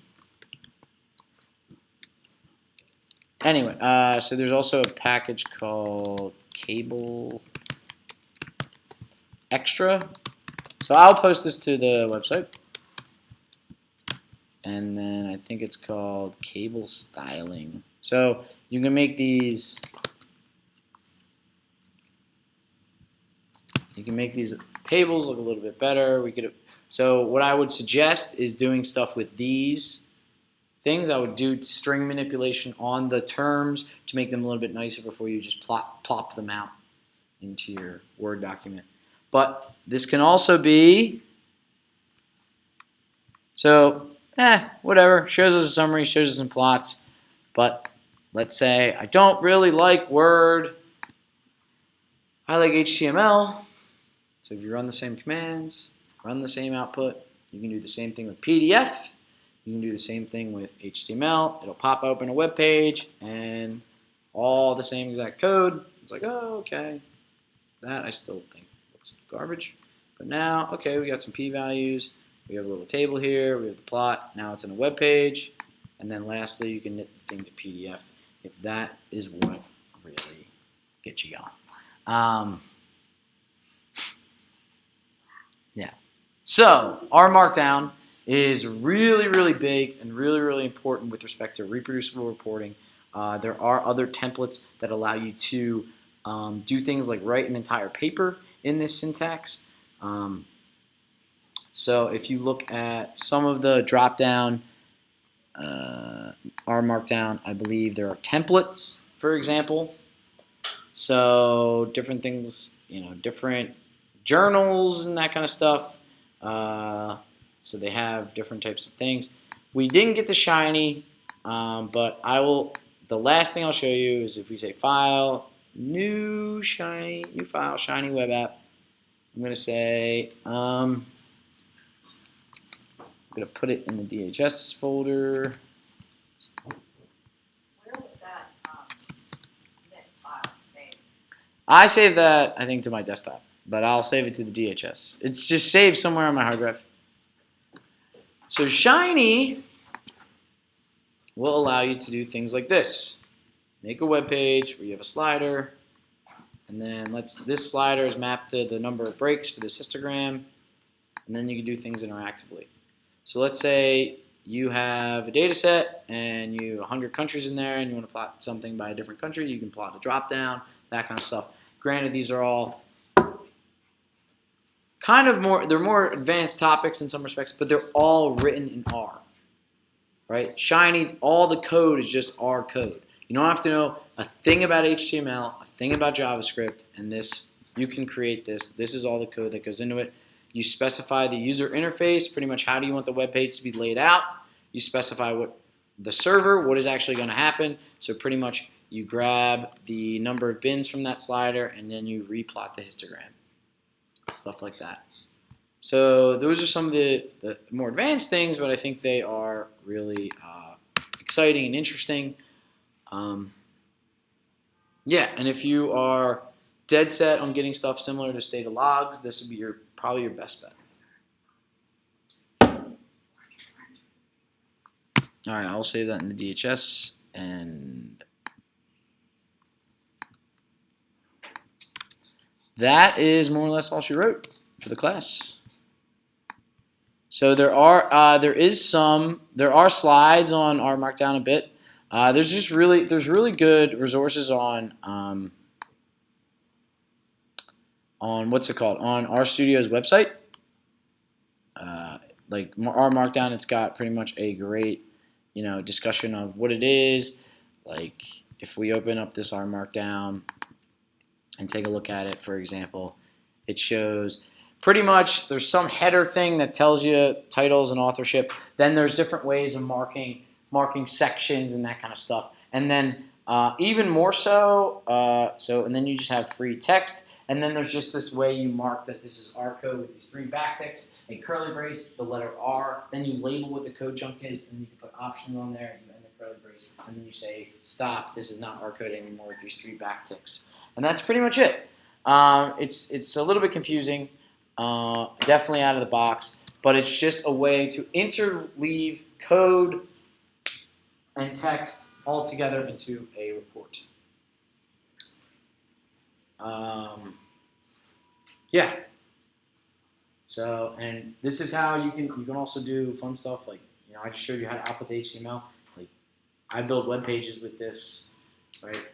That has nothing to do with R whatsoever. It's just saying this is a section header, this is my text, that kind of stuff. So people write blogs down in this, right? They write books in this. So there's a thing called blog down, there's a thing called book down.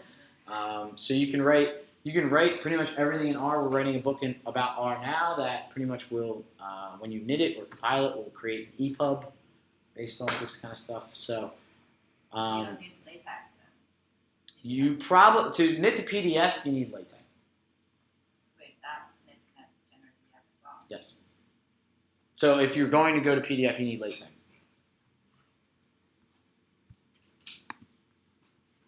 So I'm saying if you do click that, you have to have LaTeX installed, I believe. As a package or as a LaTeX is just a distribution. Just a minor somewhere?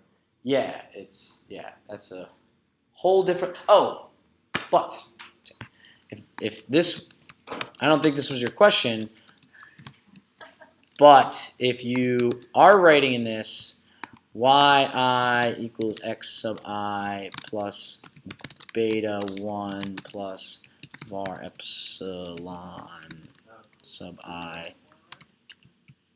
Excuse me? They have different formula functions or something? So I mean this is just LaTeX formulas, right? So if you want to do a LaTeX equation where you say like the beta estimate was, what do we do? Mod coef. Let me just run this real quick. Come on. Let's just say I could do this false here. I don't need any of that. Mod coef. I'll just take out the intercept because that's the easiest one because everything's like interactions and stuff here. Right? Just like the beta 0 estimate was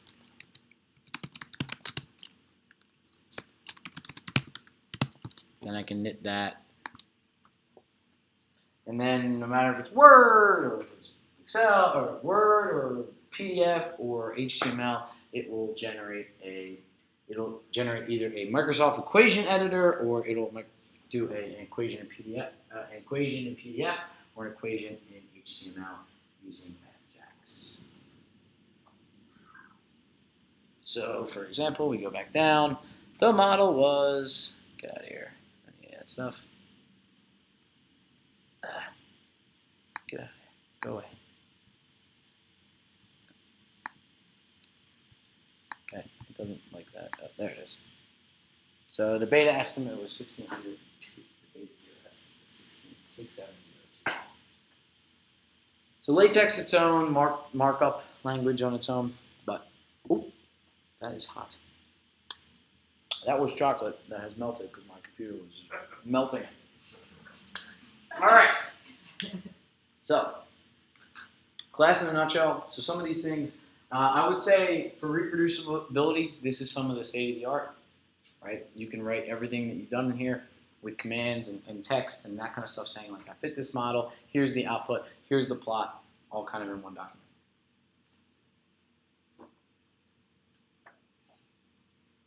That's the best you can get to a Stata log, but it's better than a Stata log in my opinion, because, well, one, plots come out, right? That's something Stata logs don't do. And two, you can write actual text around it to say like, we looked at this table and this is what we saw. This is why we made this decision, so on and so forth. You simply write a manuscript out of this. Yep, I write pretty much most of my manuscripts in this. How do you get references into that? References, you can. I have them in BibTeX. If you use LaTeX, that makes sense. But you can, I believe, do EndNote. I'm not 100% sure, but you usually have to have an ASCII, like Markdown, like a way that's just text on those, and then you can do references. So there is a package called Articles with no A, Articles, right? That allows you to do figure references and that kind of stuff with referencing. So if you Google articles, package articles.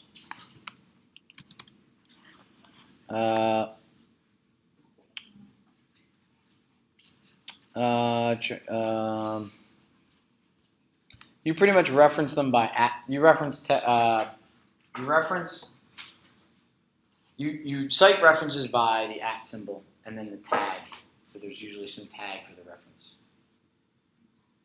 Yeah, but if you use LaTeX, this is kind of a nice jump. If you don't, it's a bit of a bumpy road, I'll say.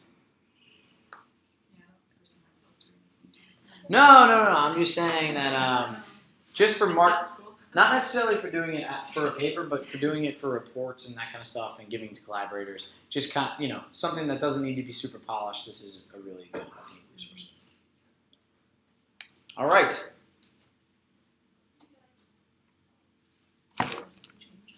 Sweet. Yeah, I will post this stuff. I will definitely post this lecture